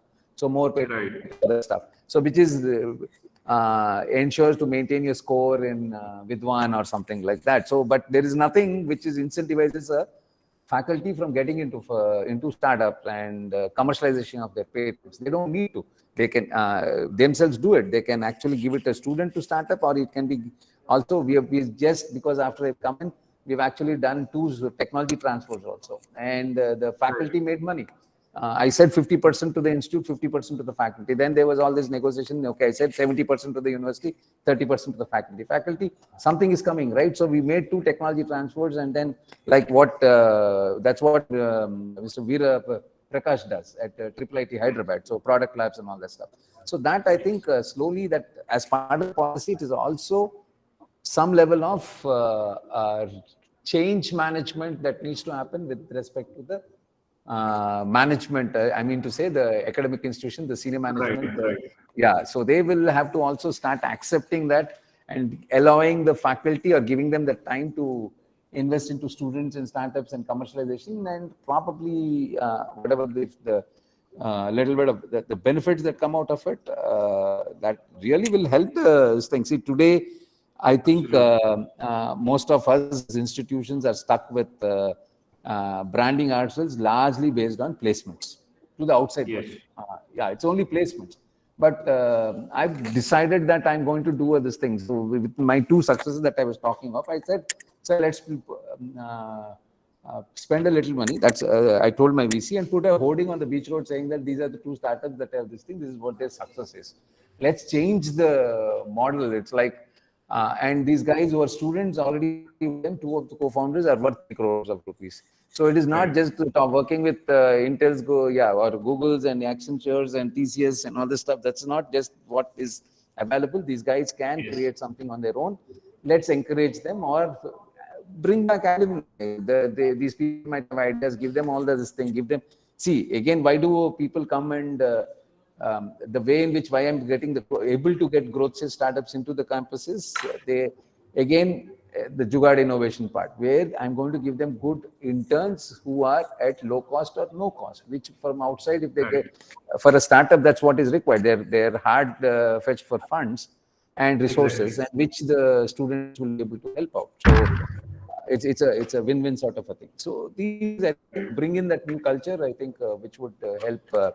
I think definitely if we start putting some passionate, determined effort, it sure will happen, sir. Sure, sir.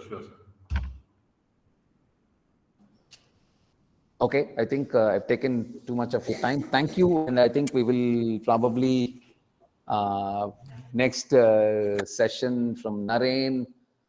Again, one of my friends who has two startups, one in agri and reverse logistics, and Logitech is a co-founder of one of a large IT firm that is made.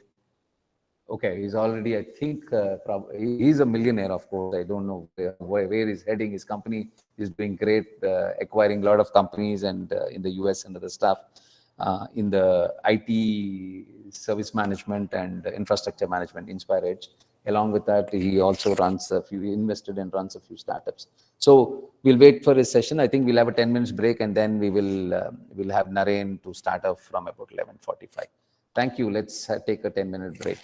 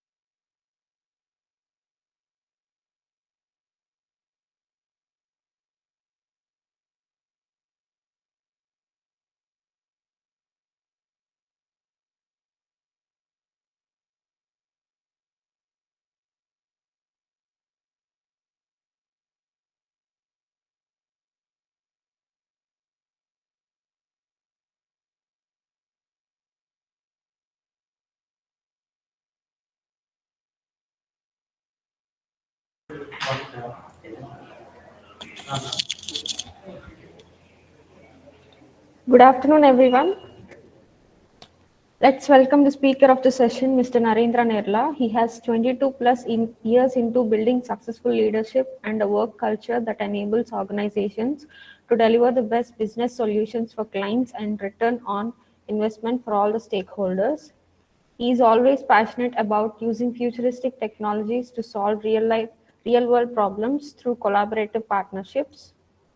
Narendra Nerla, Chief Experience Officer, co-founder, and also an angel investor, who will be speaking to us on the topics new technology-based sectors, agri-tech, food tech, retail tech, logistics tech.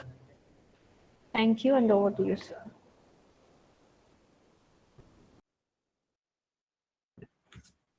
Thank you. Good afternoon or good morning, everyone.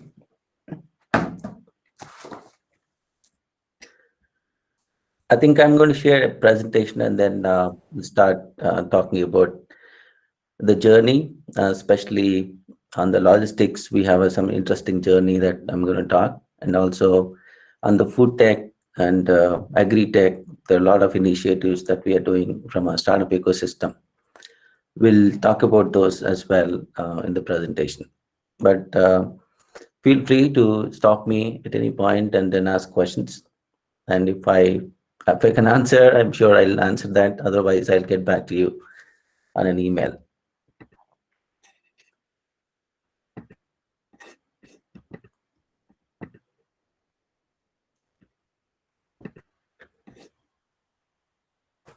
I hope everyone see my screen. Yes, sir. Yeah. Yes, sir. So before I start, I would like to thank Ravi Ishwarapu, who gave me this opportunity to present what we've been doing and what we are seeing in agri and logistics space. I know Ravi has been doing a tremendous work in this incubation with Andhra University, and I hope you guys really enjoyed your time and learned some, knowledge over the last 3-4 days. So I think when we talk about agriculture, there's a lot of the entire nation is involved in agriculture. Almost 50 to 60% of the population right now are still on agriculture or related industries.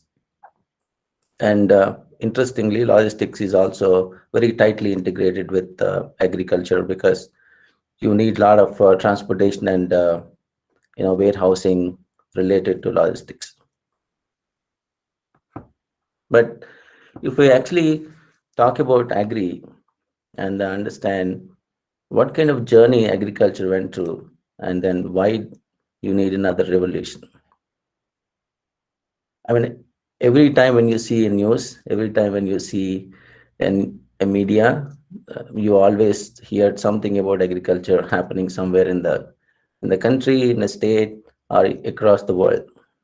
But agriculture right now is in a big crisis, and from a business point of view, or from a startup world point of view, every crisis is an opportunity.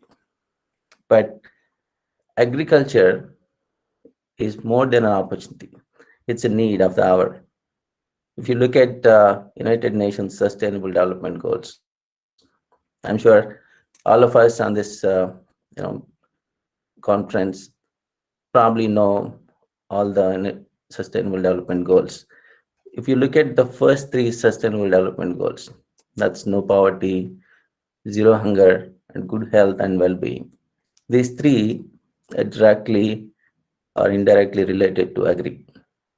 And like I said, 50% of our population is on farming, and agriculture has direct impact on these 3 SDG goals. And in fact, if we talk about SDG goals in detail, they'll have definitely more than these 3 impacted by agriculture. But not only that, the biggest challenge right now, if you see this slide, is in food production. By 2050, the world needs 50% more food. But the biggest challenge there is the cultivatable land or cultivation land is only growing by 4%. Then how do we produce 50% more food that will actually suffice the entire ever-growing population? Right? That's a biggest challenge that I think that demands the next agri revolution. And also, this is a sad fact, but it's a hard truth. Almost 3 crore farmers. I'm talking about this number is particularly in India. If you look at Indian agriculture system. Sir, sorry to interrupt. The slides are not moving. Okay. No, I'm still on the same slide of next agri revolution. Yeah, okay, sir. Yeah. But if you look at this 3 crore farmers that we are talking about in India, and most of these farmers are small farmers, and probably each of them has not more than 2-3 acres of land. And the kind of technology we are seeing right now and the kind of challenges that we are seeing in agriculture, these 3 crore farmers cannot survive in the next 3-4 years. And we are not talking about next 10 years, 20 years. Just in the next 3-4 years, these 3 crore farmers will either become agricultural labor or probably they become non-agricultural labor moving to urban India. And the fourth one, which probably most of us on this call would be worried about, is health and wellness. If you see post-COVID, I think all of us, I'm sure all of us, I would say, were very concerned about the kind of food that we are eating because of the immunity awareness, because of the visibility that we're all getting in the internet about healthy food. So that is an important one when we talk about next agri revolution. But these are all the problem statements. But how do we really achieve any of these? How do we really make these 3 crore farmers survive out of this technical revolution? How do we ensure the food production will be sufficient to achieve any of these sustainable development goals? I think that's why you need agri-tech. It's not just for the sustainable development goals, but if you look at the current, but if you look at the current focus areas in agri, almost 60 to 70% of the input cost goes in managing the diseases and pesticides. I mean, if you have some idea about agriculture, majority of the farmers getting into debt is because they spend a lot of money in purchasing the inputs, right from the seed to any pesticides. So that's the biggest challenge right now, to make sure agriculture is becoming sustainable. And then the extreme end of that is 30% of the food that gets cultivated goes waste before it gets consumed, because you probably don't have proper storage system, you don't have proper processing facilities, or you don't transport it on time. That's an interesting one that actually spreads across multiple industries. The third one is the lack of trained labor in agriculture, because most of the labor is going to different other industries like construction. That's where you will see a challenge in agriculture labor right now. That's why you need agri-tech, at least a mechanization to start with, and then see how do we really put AI into it, to make sure farmers use more smarter applications.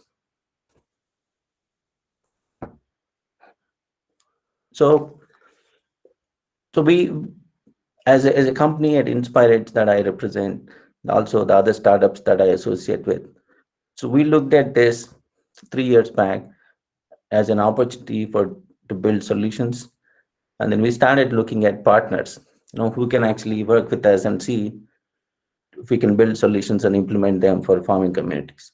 So we divided this into 3 different categories.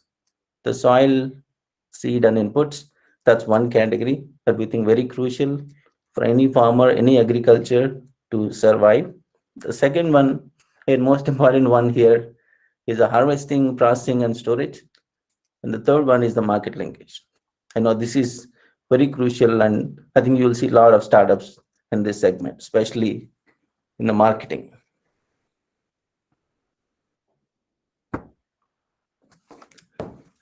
So the first one is, and I'm sure some of you in the academic background, who are, I don't know if any of you are teaching, agriculture as a subject.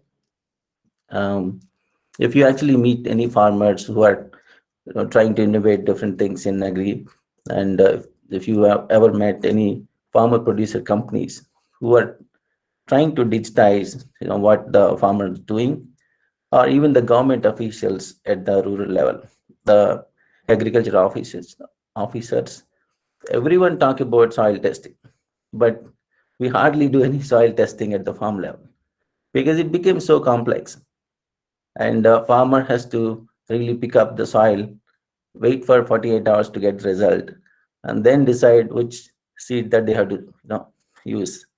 And I don't think any farmer will do it.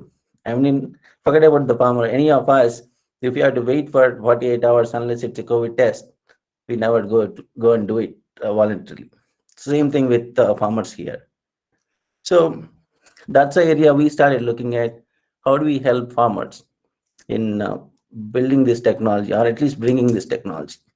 So we started working, or at least collaborating with a few companies who are doing this. They're like, the idea is to bring something which is simple and use. I think that's the most difficult thing for anyone to get it. Something which is simple but useful, especially for farmers who don't want to really struggle with the technology. I think there are a couple of them right now. So we're talking to IBM Labs. They have a small paper-based test. All you need to do is put a soil, put some water, and then that will help you get the results in kind of few seconds to minutes. Also, recently, IIT, I think one of the IITs also built something similar, where the soil test became very easy. I think that kind of innovation for sure will help. On the universities level, we also started working with universities to see how do we get the data that get collected from scientists to be used for the right purpose. We work with ANGRU. So ANGRU is Acharya NG Ranga Agriculture University. This is based in Andhra, Guntur. So we work with them to empower their scientists who are going to the fields to report back all their observations real time, so that the decision making process for the scientists would be much quicker, and that will enable better control of any pests, better control of any viruses actually going on the field. That's one more thing. And Faisal, and then I'm sure there are a lot of other startups that you're going to see, and then you probably know, who are doing some amazing work in terms of alert management or farm management. Right? In the future, I'm sure these are going to be farm automation or farming automation companies. So there's another startup that we incubated right now. This is based out of Germany. That's called Neora. Neora does some amazing work, and then we'll talk about that in the next few slides on how they're analyzing the data that they're capturing from the farms. And Aerospatial is another startup that we invested and we incubated. They're into precision farming, especially on the spraying technology. And I'm sure some of you probably know what Plantex is doing on the crop diagnostics. And I'm sure there are a lot of these startups doing some amazing work. But even with just some of these, and then many more to come, Indian agriculture need many more innovations and a lot of other startups to serve this community. Because for half of the country population, you need more unicorns to really come and do some innovative stuff here. And same, I think once you do this alert, once you do this analysis, then extension to any of these smart information that you're giving to the farmer is the decision making. Excuse me, sir. Yeah. The slides are not changing. Can you please make it full screen? What slide you're seeing now? First slide. Future of technology in agriculture and logistics. Oh, okay, 1 second. Let me move it.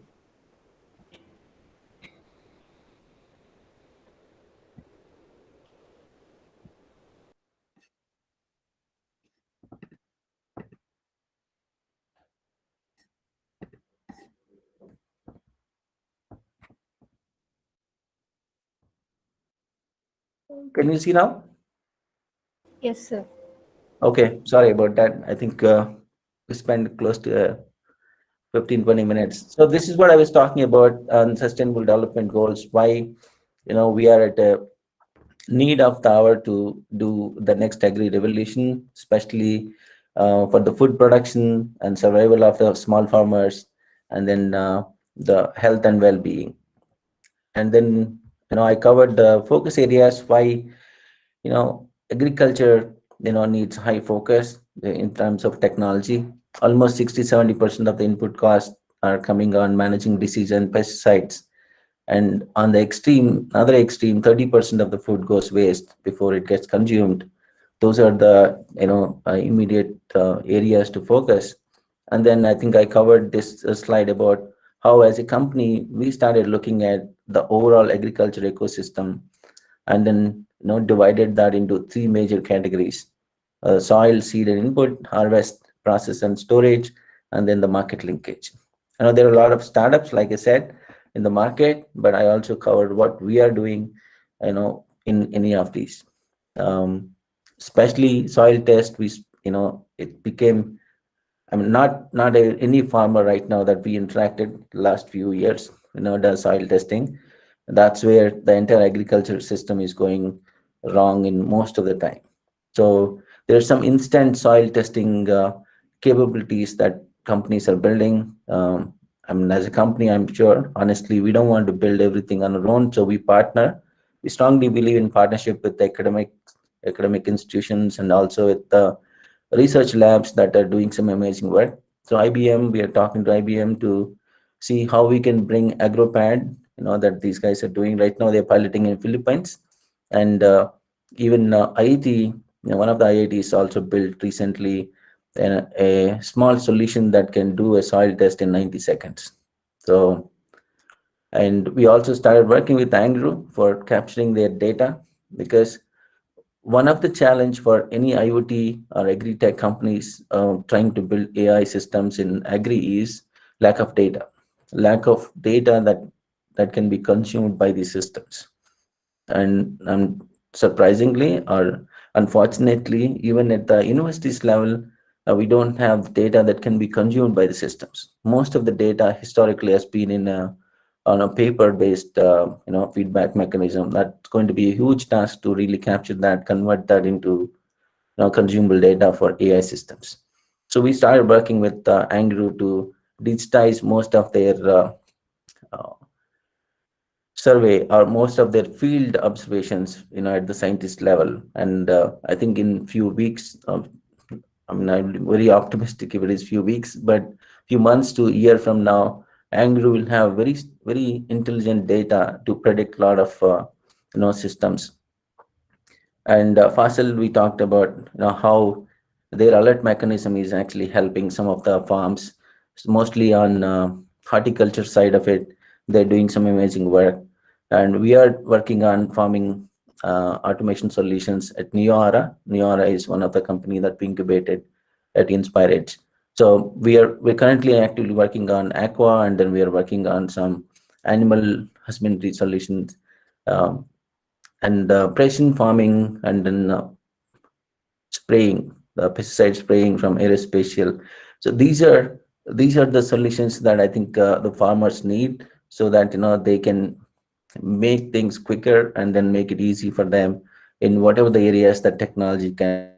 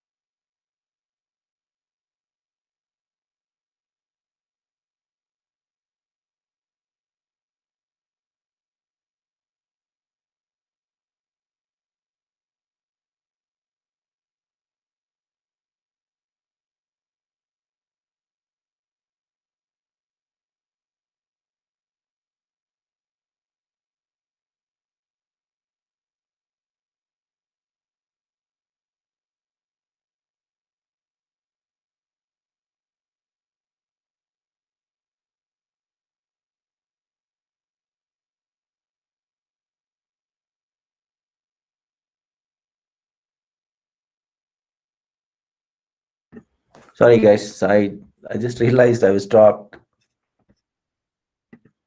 Yes, sir. Coming back. Sorry. Yes, sir, you can continue.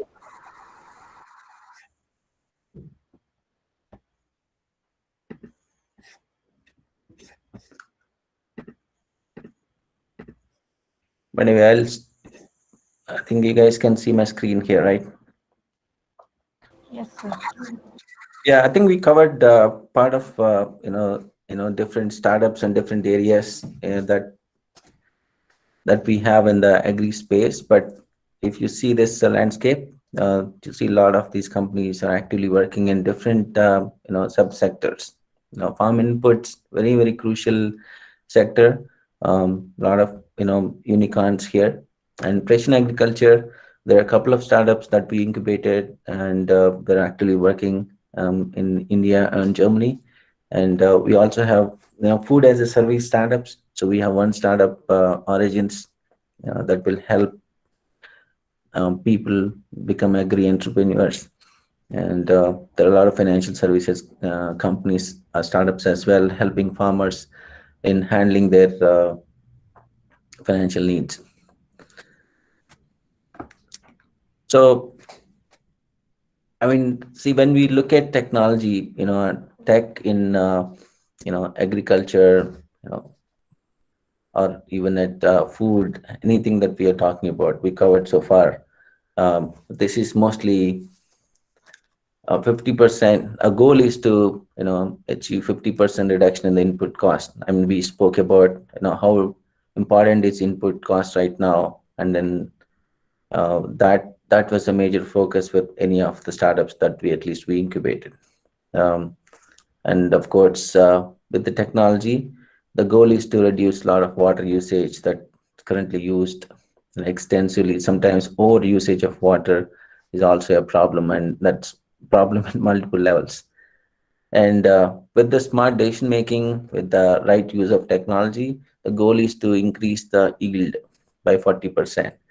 I'm sure most of you are from academia, so the average Indian farm yield is almost 2x lesser than some of the nations that are really using technology and then getting the better yields.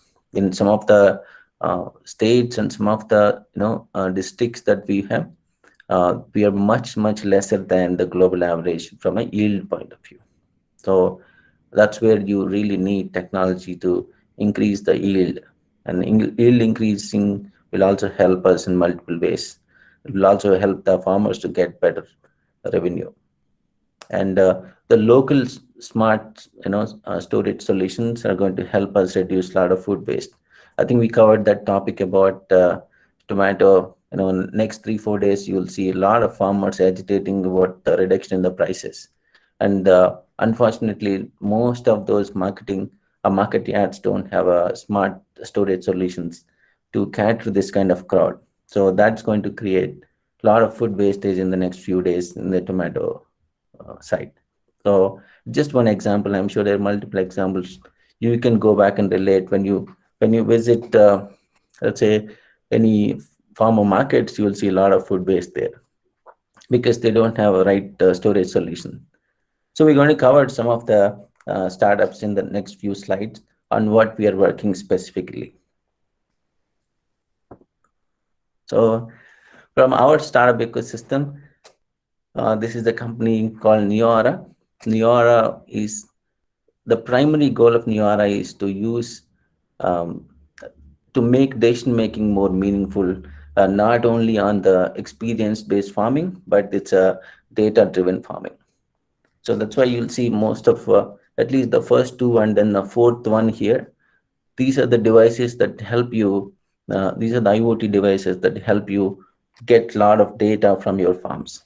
The NeoQuantic that actually tracks a lot of weather parameters to better understand, when do we really put water to the farms, and also look at the water quantity if it is aqua farm. Like that. And the third one, which is very innovative from Neora, Currently, it's being developed in Germany. This is like an indoor farming. This idea is to build something like a refrigerator where you can cultivate your vegetables and your green leaf, uh, you know, green leaf in a refrigerator. So Neora would be building this in partnership with any of the um, refrigerator manufacturers, and then Neora will offer these boards. All you need to do is replace a board and then water it, or sprinkle the water. And because of the natural environment Neora is going to create in that refrigerator, you'll find these crops growing, and then I'm sure this would be very organic in nature. New milk is, again, this is a problem-based approach. A lot of milk right now that's getting collected is getting spoiled before they go to a processing plant. So neo milk is kind of an innovative approach where the farmer can store the milk, and then the possibility that, not I can't imagine that in Indian environment, but the possibility that the farmer can start selling directly instead of getting into a processing plant. So that's the approach that we are trying to take.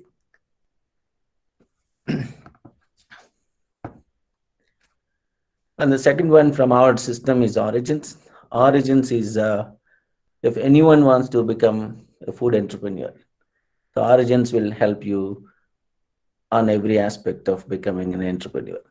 So all you need to do is, of course, you need to have a passion in a particular area of farming. And let's say if you are interested in creating a brand in any millets, right now it's more popular in the food ecosystem. So if you want to create a brand and then become an entrepreneur, start selling millet-based products, then Origins, when you subscribe to this company called Origins, then they will help you source the type of millet that you want to create a product, and then they'll also connect you to the processing plants or blending companies that they already partnered with, and tell you what kind of products that we can offer.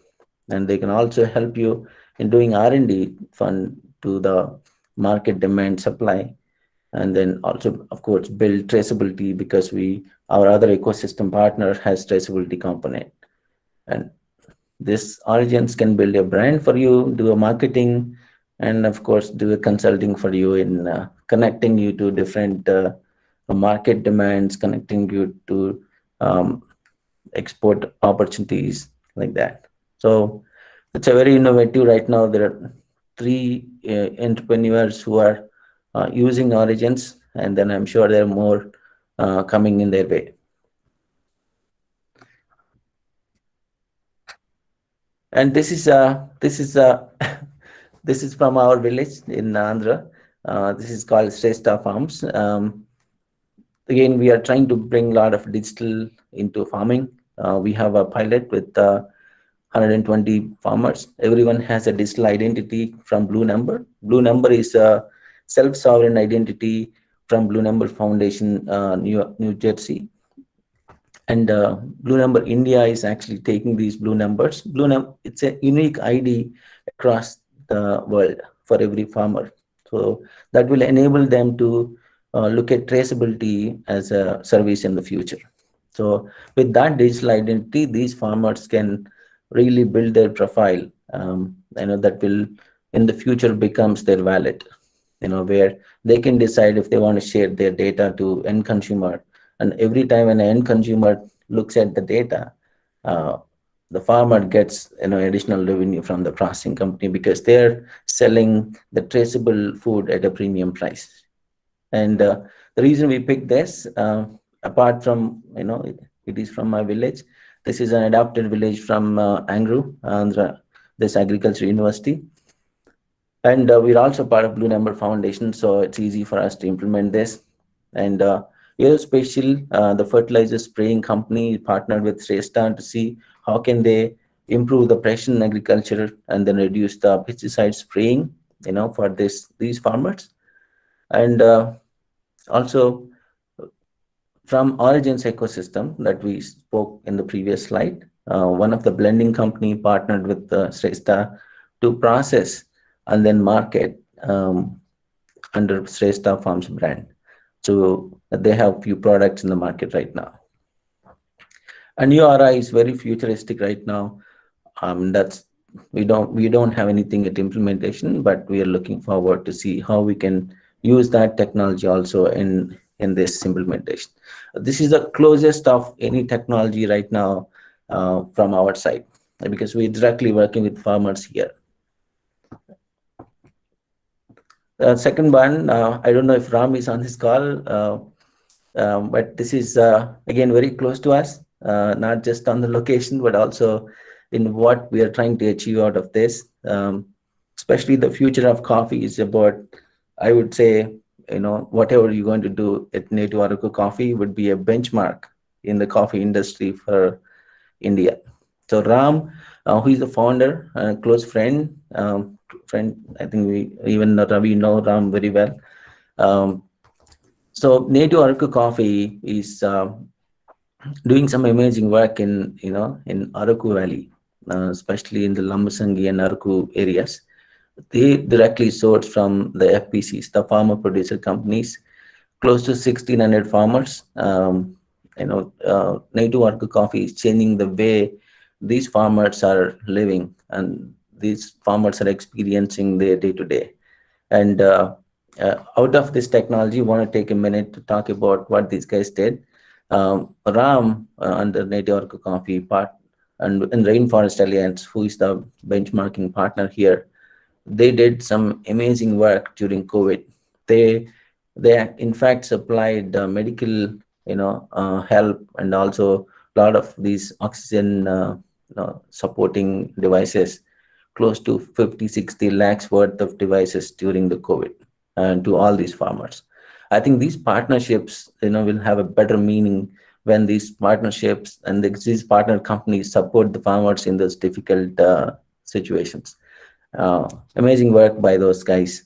And same here, digital identity we're creating for all these farmers using Blue Number. Rainforest Alliance, they provide guidance on what kind of data you need to capture and then how do we benchmark it. They also train Rainforest Alliance. I'm sure when you have time, go back and look at what these companies are doing. Just beyond this presentation, they do amazing work for the farmers. And they're going to train the PCs on how to capture data, so that's very useful. Like I said at the beginning of the presentation, lack of data is a huge challenge right now in the agriculture space. Even if we have to implement any AI and IoT solutions. And then, of course, the data that we capture, one important thing here is every data we capture from the farmers, and we don't own the data at Blue Number.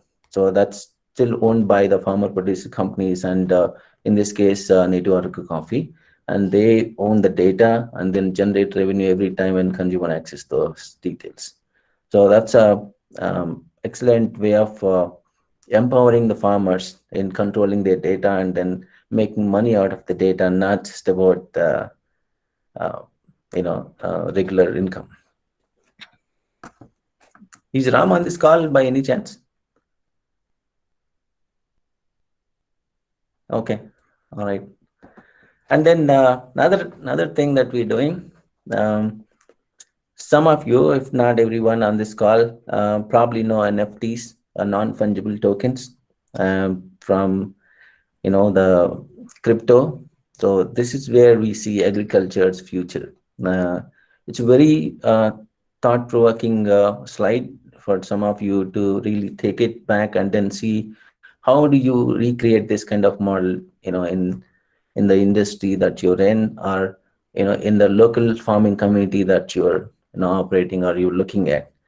So Blue Number, like I said, is offering self-sovereign digital ID for the farmers. This is the first digital ID for any farmer if they are not on any wallet, by default. And then Blue Chip, this is the world's world's first non-fungible sustainable token. We call it NFST, This is using a blue chip standard. Right now, this is being developed in New York from Blue Number Foundation. And we have a pilot, with this blue chip. The farmer that you see in the background, she's out of United States, and then we raised funds for her through NFSTs for one of the greenhouse that she's renovating for organic agriculture. So we successfully raised for 2 new hires and 20 volunteers. The entire salaries were raised through NFSTs and helped her, raise or renovate the organic agriculture in that greenhouse. This is where we are seeing the future of agriculture. We see a huge demand or interest right now for NFSTs in the crypto and in blue chip, standards.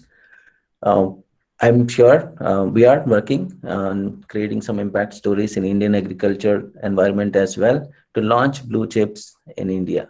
So there are a couple of ideas we're currently sourcing, and I'm sure you'll see that whenever it's available in India. And some of these slides that we talk about, I know they're very theoretical, but it's not impossible. So we went back and looked at in the startup world. Sometimes you need to look at more practical approach and see how difficult it is to implement this for farming community, because any unorganized industry, it's very difficult for startups to really go and crack unless you get governments and then more money powered companies come and bulldoze certain old practices. But we looked at the industry and we saw it's not impossible. And if you look at this slide here, Sahyadri Farms, this is a farmer producer company out of Maharashtra, I guess. The way they built it in the last few years, they have a community of 8,000 farmers, 24,000 acres, 119 villages, and their customer base is across 42 countries. And this is just an FPC, a group of farmers coming together and create using the technology to build, what you're seeing here. And in fact, they are the largest tomato processors last year. 55,000 tons they processed, and they built everything on their own with the support of government. And they have 3 divisions, and as such, retail division, they have a market. I'm sure as a brand they created, they should be able to sell anything, that they're producing. They also have a processing food division, which is crucial for you to improve the shelf life and then sell directly to the farmers. And like we spoke in the previous slides, agri input division, because the input cost, if you manage the agriculture, will be a profitable venture. So those are the 3 areas that they're doing. Not just that, they have a pilot on the traceability and then transparency. Like we spoke, post-COVID, every consumer wants to know the quality of the food they're eating. And there's a blockchain pilot, like very similar to the blue number that we have.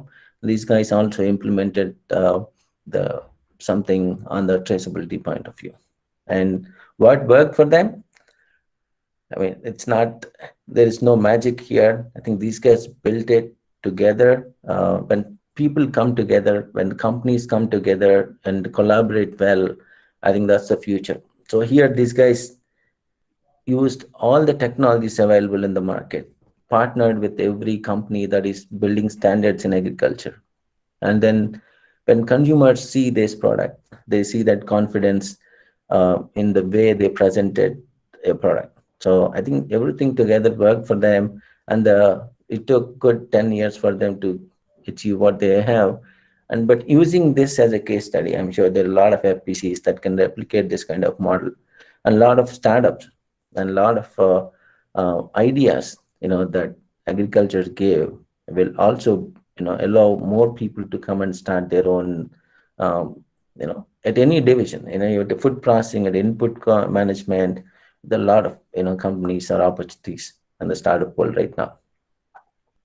That's, I think with that slide, I'm going to, stop on especially on the agriculture side. And I keep talking and agree because it's my passion, and then huge opportunity for startups. But in case if you guys have any questions, I'm happy to answer right now on the agri side.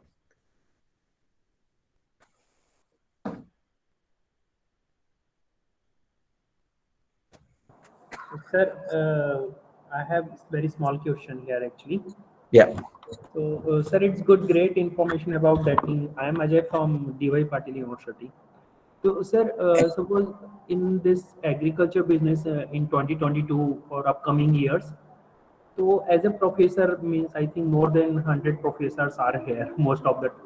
So as a because some people they are investing money not to start up any entrepreneurship or not starting any business, they are not interested. But suppose if I want to invest some money in agriculture share market, means some company there is share available. So can you suggest is that good to invest little bit money on that also for future? I think there are some startups who are raising funds to support agriculture, and then they have return. They're committing that they'll return 15%, 20% in a year, right? Right, I mean, it's like any other equity stock that you're purchasing, right? If you're trading on stock, then you need to know the basics, right? right, right. So, for example, in agri also, I mean, I'm sure there are few. I can't recollect the names of these startups raising funds to invest back into farmers. Right. Uh, but I mean, look at the kind of farming that they're doing, and Oh, how legitimate is this company trying to raise funds, right? The first thing in financial sector, in any industry, right? If you're raising money, you need to make sure that those guys will stay, for long, right, right, right? And especially in agri, and we didn't cover that part in the slides. right. Agri has a lot of uncontrollable things, right? Natural calamities is the biggest challenge in agri, correct? So look at if I invest in agri, Hmm. I would look at the crops that doesn't really affect much, for floods, Hmm. or millet. See, for example, millet production Right. is very easy in a way and doesn't really affect based on weather conditions. Okay, Oh, even in extreme drought, you can still cultivate millets. right, right. So, and that's a huge market also for millets, right? Yes. Any farmer is raising money or any company is raising money for investing into, farmers, cultivating millets, I would probably invest into it. If there's someone, investing into, let's say, banana, you Hmm. know, Perfect. probably I will not do it because it's prone to, issues, Right. right? Small wind will put the entire crop down, and then it's a perishable goods, right? Any perishable is high risky. If non-perishable, stable products, less risky. Yes, yes. And sir, is that government is doing something in upcoming budget for the agri business or agriculture benefits? Is that better than last year's or? Last 2 3 years has been amazing with the government, Hmm. especially central government model of promoting farmer producer companies. Hmm. The farmer producer companies can create their own brand and then start selling their produce into the market. So they can, in fact, compete with ITCs and then HULs in any stock, market, and they can cut a lot of middlemen if they can produce it, Yes, yes, right? yes. So that's what we are working, especially in farmer producer companies. So in fact, we are aggregating all the farmer producer companies in Andhra, Huh. and then offering them an e-commerce platform so that they can sell directly to the consumer. Good, Uh, good idea. Good. yeah. So governments are really doing amazing work in that front, but unfortunately, at the farmer level, they don't have the visibility in what the government is doing. So I think FPCs are the future. In fact, I was doing a talk on FPCs in one of the conferences last month. Um, in the entire country, there are close to 10,000 FPCs right now, the farmer producer companies. Yes. If at least 30% of them can be successful and start selling products in the market, I think that's the future for farming. And a lot of Actually, startups would look at FPCs as sourcing for their produce as well. Uh, and you probably know Ninja Cart, and then there's another company called Farms in Delhi. These Yes. guys started looking at FPCs as a sourcing option now, than the farmer, because managing each farmer would be difficult for these companies, right?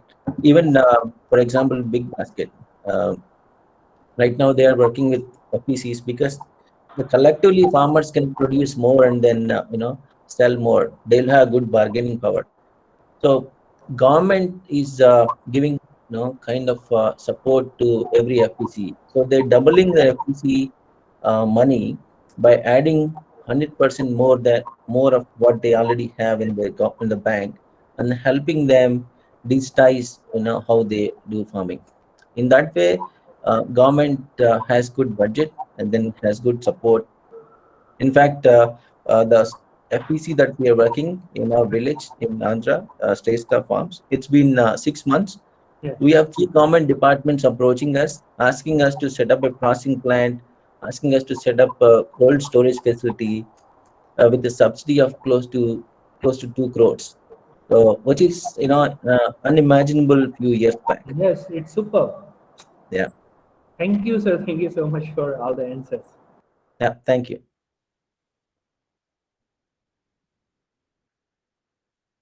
Guys, any other questions here before we move on to logistics?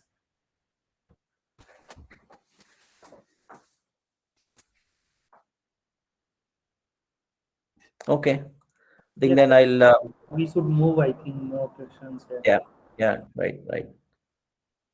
I mean, I don't know if generally people are taking a break, or do you want to take a break, or I can continue if you guys are okay. No response, I'll take yes. Yes, it's an webinar mostly. The answers would be like this. Yeah, Please continue, sir. yeah, yeah, I'll do it.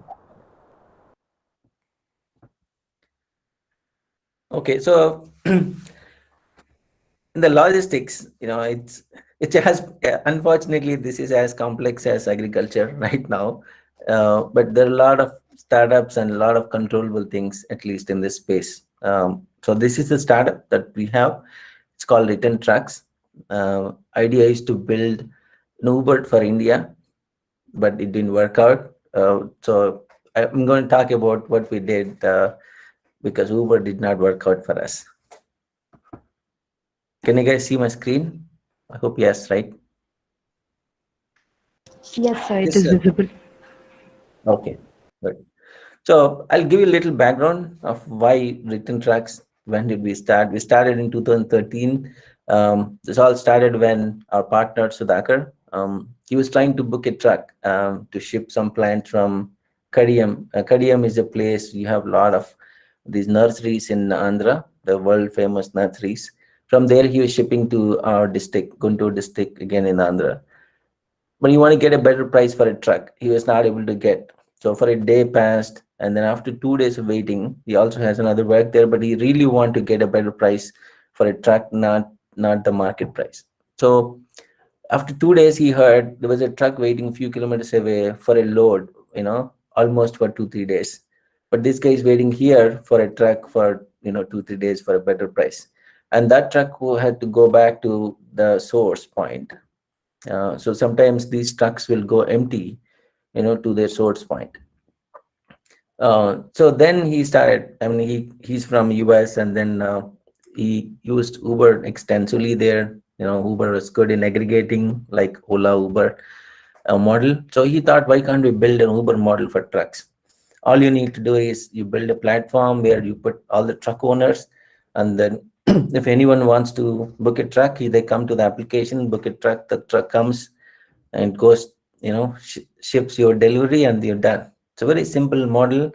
Um, it's no brainer to start a startup on that in 2013. So with that, we started. So we bootstrapped, and then we launched first beta in 2014 for truck booking. Idea was that I'm sure in every city, in every logistic hub, you have all these truck operators who collaborate, kind of middleman, right? The goal was to avoid the middlemen, like how Uber did, Ola did. So we thought we'll be an Uber for trucks, and then, but it's not. It didn't work out, to be very straight. So we pivoted multiple business models before becoming a solution partner to the world's largest freight forwarding company. So that's a background. So I'm glad we stuck to it. The Sudhakar's passion, and then investment. We stayed in that game. We explored multiple options. We understood the market. But I'll talk about what we did. So once we found that as an opportunity, so we thought let's go back and look at what is the industry. How big is this industry? Because see, I'm sure in the last few days of sessions, people talked about how do you identify a market opportunity, right? It has to be at least, the problem should be there at least for 1 million people, right? The problem should be right now. Right now they're suffering with that problem, and they're suffering with the problem regularly. And like I said, it's at least for 1 million. So that you have all the tick marks right for this opportunity. So we thought, why can't we do it, right? So, and we looked at globally, it's a big industry, transport, logistics. You all know how big and important is logistics in every country. So nearly 800 billion spent on freight trucking only in the United States. And, we can imagine how is that globally. And there are definitely some of the big trucking companies, here making a lot of market. And opportunity was to build something that can help these truck operators or truck owners utilize their fleet better and build some transparency and safety into the trucks. That was an opportunity in 2013.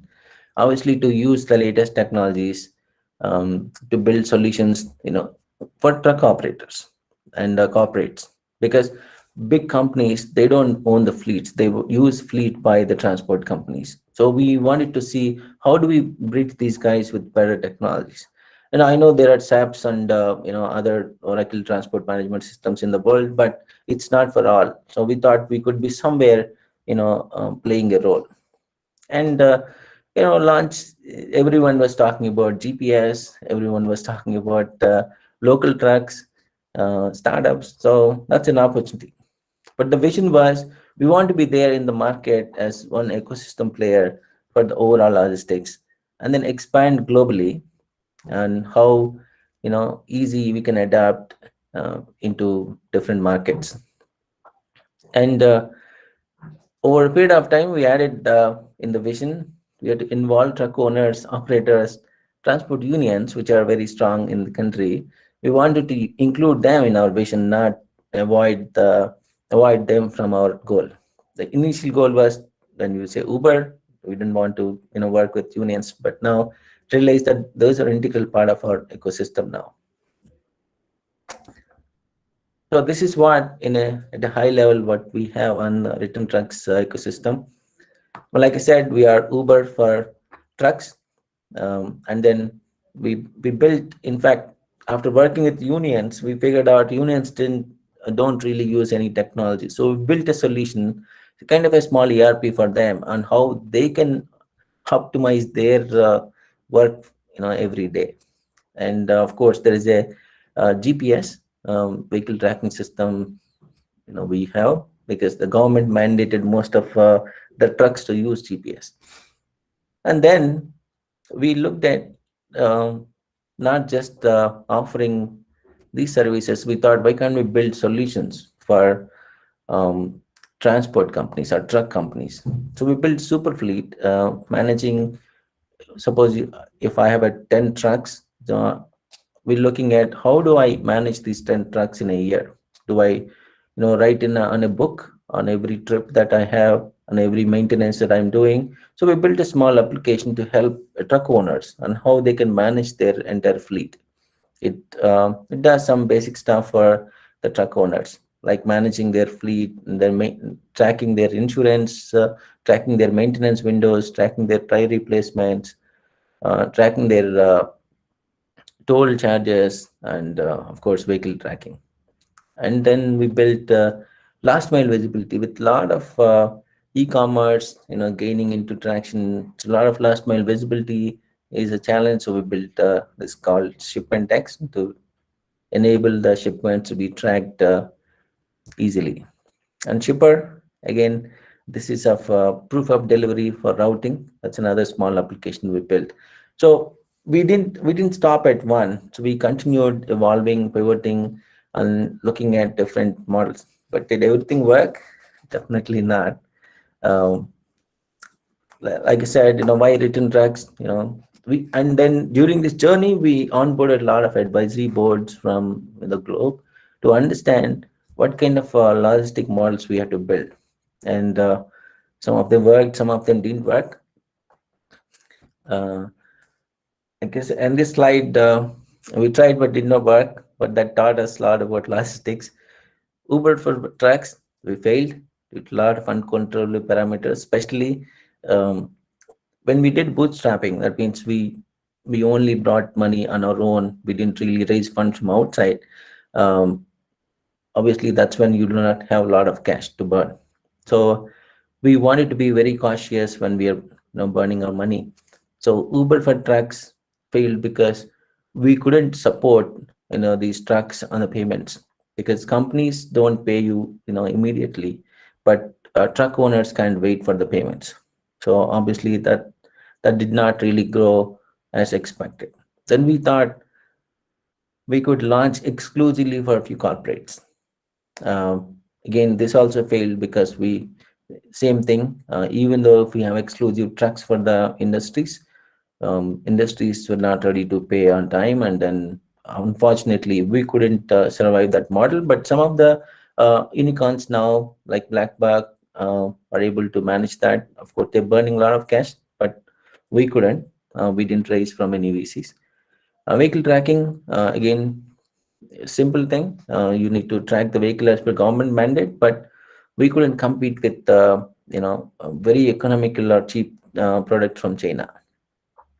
And container management system. So this is something that we built just because we have a team and then we know the industry, but we didn't get the traction because we actually did a wrong target marketing there, and that's a costly effort. But I mean, all these, luckily we could I could cover up and then come here talk about it, because we have at the end we have a success through shipment X. But one opportunity here proved that this is the product for the freight forwarding company that we are working with right now, and it's on a roll now. Currently, we're implementing in 3 countries, and in fact, we competed with KPMG to have this on our portfolio. So that shipment X, then we looked at, and that actually opened up all new challenges. Because we spent that much of time in the industry. 2013 to 19, we understood what are the challenges in every product or every service we tried.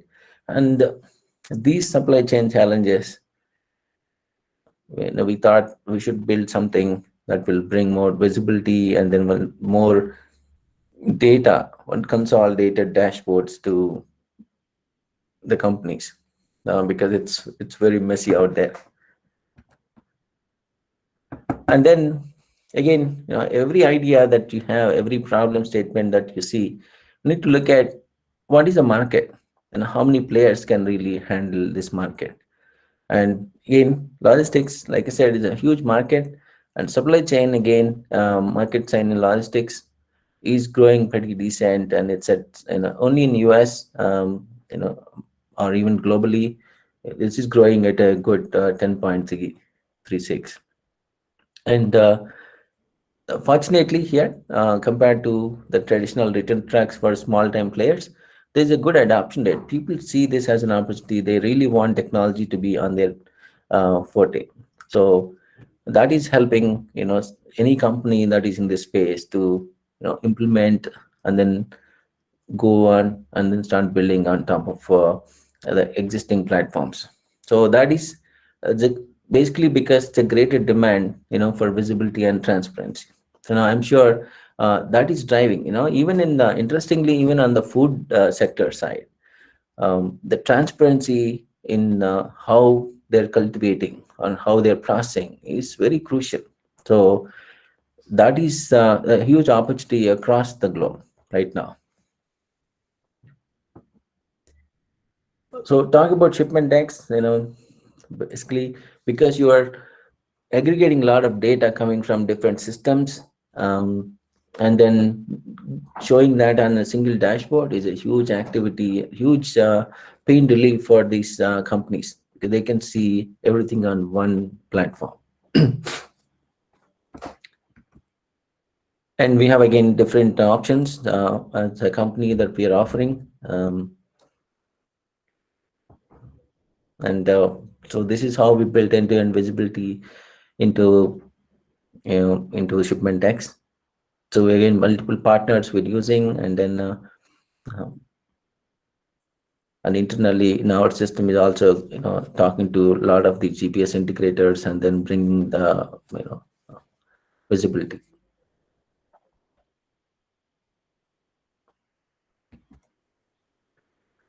Yeah, so that's pretty much. But it's an interesting journey for us on the Return Tracks platform. And I'm glad we could stay and then continue to invest into our people, and then ideate more, and then pivot. It's very crucial for us to pivot in the journey, especially on the startup side. I think that's what we did. I think that's it from my side. I think I finished a little early, but I believe open to any questions. Hey, Naren, Ravi here. Thanks. But can you also tell us about your journey with InspireEdge? Yeah, sure. Yeah. Yeah. But thanks, Ravi, to be part of this. I think this is the crowd that we always wanted to cover, especially on some of the points that we were talking about, because academia play a crucial role in bringing more entrepreneurs to the industry, and then bridge that gap that we have with academia and entrepreneurship. Yeah, very true. Yeah. So in my prior life, before InspireEdge, I was in ITES. Prior to that, I was in sales and marketing, selling industrial boilers for companies. And that's when, of course, when any of you in marketing, the importance of customer, importance of time. So with that experience, I got into ITES, handling customer calls, customer chats, then slowly grown into IT as an industry. I left my previous company, and then we started InspireEdge in Vizag. The reason why we wanted to start in Vizag is for a better work-life balance, and also our main investor and founder is from Vizag, and we wanted to. That was the common connect, Vizag, and investor is from Vizag, who is a close associate for me for 20 years. So we incubated in one of the very big company here, but we came out of that because we want to grow beyond what we are seeing in that model. So 2012 we started InspireEdge with a single focus of building technology provider to telecom industry. That was the goal. Like many startups during 2011, we were a services company offering IT managed services to different system integrators in US. And then we started growing because we all came from all the founding team members came from the same industry. We started growing into a bigger company from a FTE point of view, and expanding into multiple clients. That's on IT infrastructure management. Then because some of the clients were looking for multiple other services, we expanded into digital marketing as a service, branding as a service, and but then we realized we can't keep only growing in one sector. So we expanded our portfolio into other consultings like expense management. Again, on most of our journey has been on telecom side. And then we looked at utility as another market, cloud as another market. Now we offer cloud expense management and utility expense management for some of our clients in the US.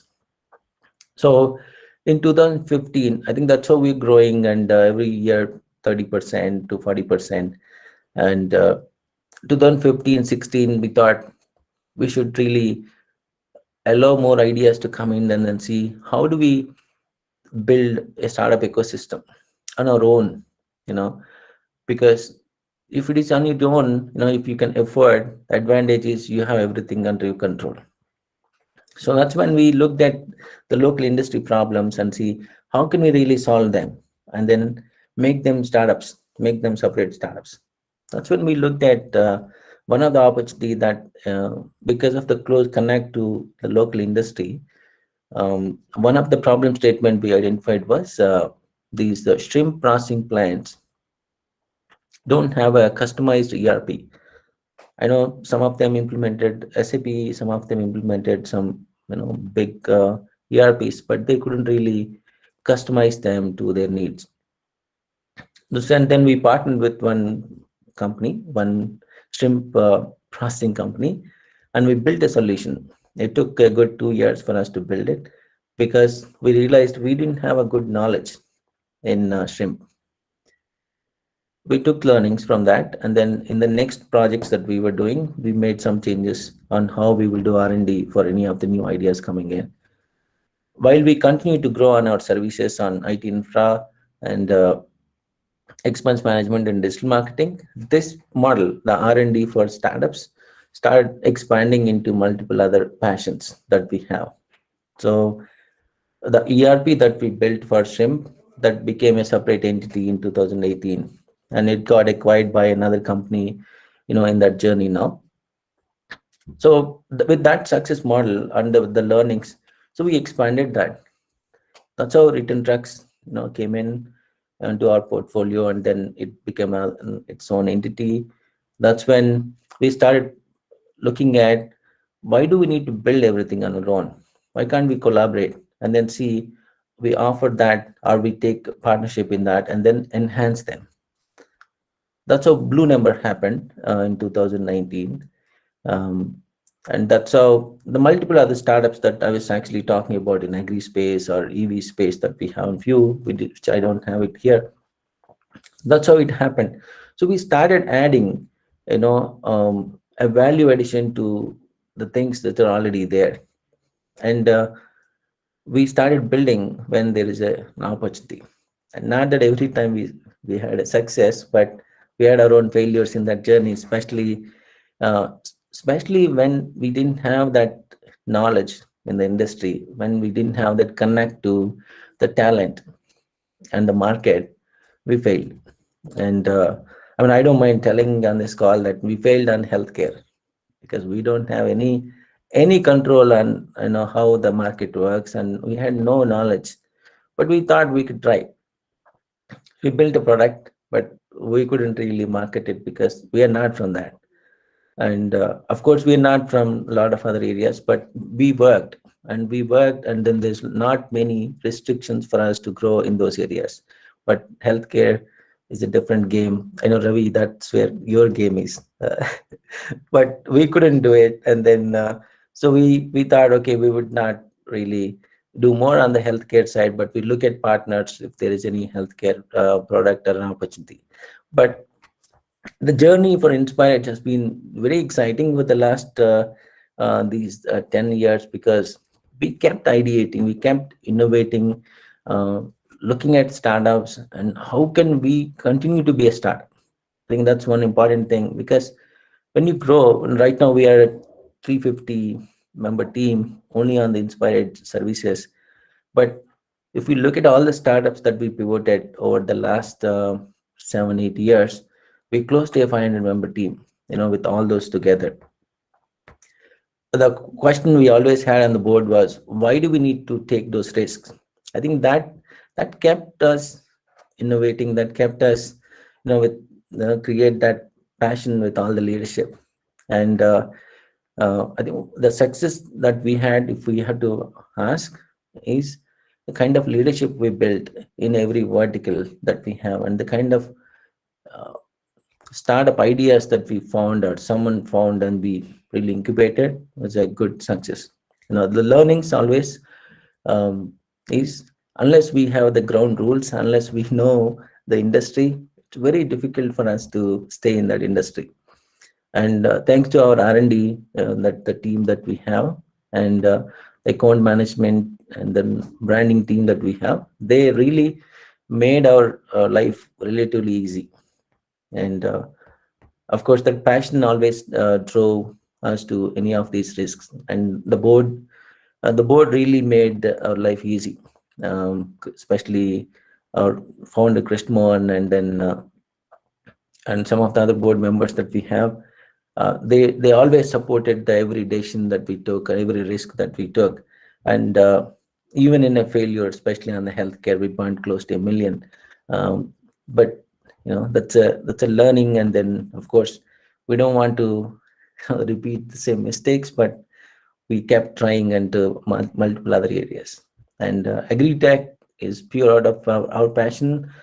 Thanks to InspireEdge, who also invested into multiple initiatives that we are taking, and also building some of these platforms, for us through partners. And again, like I said, pivoting into multiple areas, we built another company that just deals with technology, and nothing on the inspired side. But there's another one where it's easy to innovate, because when you are small, it's like a speedboat. You can turn around, go do anything that you have, and then you fail quickly. When you start becoming big, that's when you'll, not that we are against a process or a standard, but that's when you will put so many criterias before you qualify a lead, or before you start ideating something. In that way, I think that department in R&D for consulting is allowing us to innovate over the last few years. I think that's driving us. And like I said, leadership definitely was a great motivation for us. And we kept building leadership internally, so that they'll align to our culture. We tried outside, but before COVID, the major challenge was Vizag. Not many people were ready to come and work in Vizag. But now, because we became a truly global work from anywhere company, there's no more challenge in terms of that. But thankfully, COVID changed a lot of priorities for people, right? That is also helping us bring more talent at the leadership level. And we continue to have, of course, like a lot of people, we continue to have a challenge in building technical teams. But yeah, but I mean, like I mentioned at the beginning, every crisis we see that as an opportunity. COVID really forced industries to be a digital transformation drive, and I think we did highest hiring mandate that we had was during COVID time. So that really helped. I think one thing that we always tried at InspireEdge was, when you promise, you deliver. I think that's the culture that we drove to every employee in the company, and we continue to drive that passion to the teams. Every other recognition that we had was thanks to the leadership that helped us, and the growth that we see is definitely the trust that we have at the client level. We had more than 90% client retention rate. It's only because of that kind of work that these guys did at every level in the last 10 years. And especially when clients move from one company to another, that's how we were growing in the last few years, where there's so much of referral that we could do. I think thanks to all the experience that we had, and I mean, like I said, Vizag allowed us to do a lot of things because of the market balance that worked for us. Thank you so much, sir. Thank you. Thank Such you. a wonderful webinar. Yeah, thank you.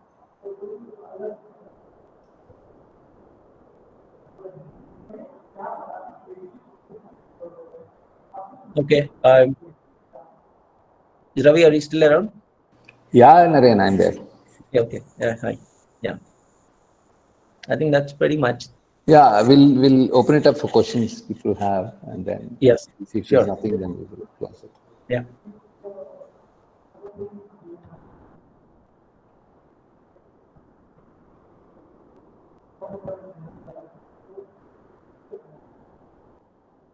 Okay. Any questions? Anyone? Are these all bootstrapped or funded by Inspired, Naren, or did you go for any external funding, angel or? We went for funding. Some of them were funded by the partners.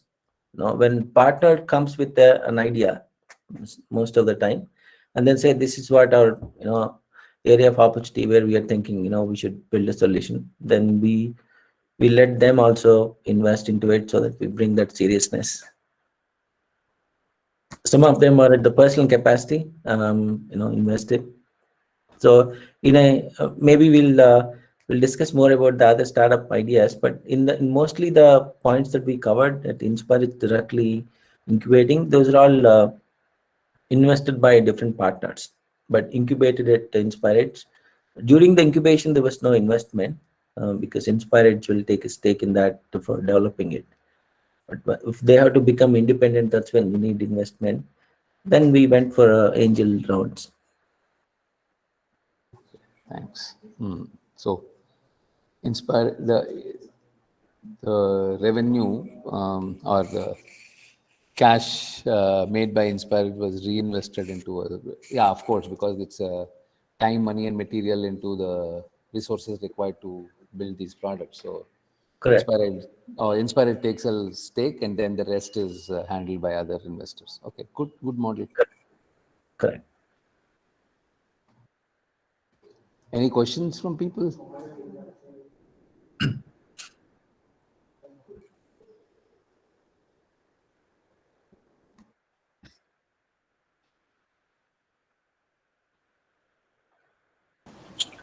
If there are no questions, thank you, sir. Thank you. We are glad to have you. Thank you. Thank you, Ravi. Thanks, Naren. Thanks for making it. I know yesterday only you come back from Dubai. Any more leads that you got from Dubai? Yeah. We got one on traceability, the food traceability, Okay.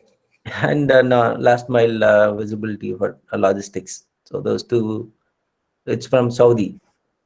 From Saudi. It's good that you cracked one more deal. That's good. Good for you. Good Yeah. for Vizag. Thank you. Yeah. Thank you. So I'll Ram keep this. couldn't make it to the call. I think I probably did not give him all any details. So that Okay. maybe I will take his time sometime later and ask him to talk about Araku coffee. Yeah. I know I covered one part of one I slide. saw that. Yeah. Yeah. But yeah, he's doing some amazing work. Yeah, maybe I'll see if afternoon we have about half an hour time so that he can just come in and pitch in. Yeah. Sure. Okay. Thanks, Naren. Thank you. I'll see you sometime Thanks. next week, Ravi. Yeah. Thank you. Yeah. We probably meet up on Monday or something, or I'll call you and we'll talk. Yeah. Definitely. Yeah. Thank you. Thanks. Thank you. Everyone. Bye. Thanks. We meet back at 2:30 for the final session of taking your assessment, and then of course, any one-to-one feedback. We would love to hear from you guys, and then see what things that we need to improve upon, and I will see if I can even get in Ram, who is part of this Araku coffee. It's a local brewed coffee beans, or locally grown coffee beans from which coffee is brewed in the tribal areas of Vishakhapatnam, the Vizag district, which is now, there's even an outlet all the way in Paris. So it's a government institution taking that initiative, trying to take it beyond the country, and there are now outlets in most of the airports. So they're doing pretty good. So maybe I will see if he can just come in the afternoon and give an half an hour update about that specific. By the way, we're likely to incubate all these startups, including River Trucks and others. startups are part of the AU Incubation Center. Yeah. Okay, thanks. We will again catch up at 2:30. Okay, thank you. Have a good lunch.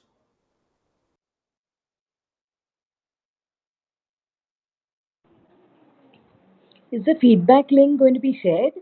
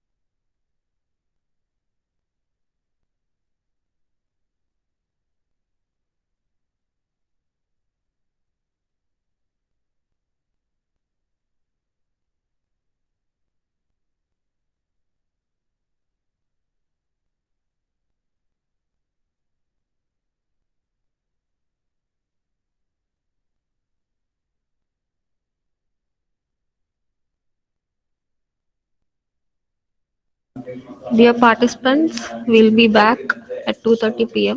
So, thank you. What about the feedback link for this morning session? Yeah, that will be available from 2:30 itself. Okay, you will give it to us after lunch. All right. Thank you. Thank you. Okay.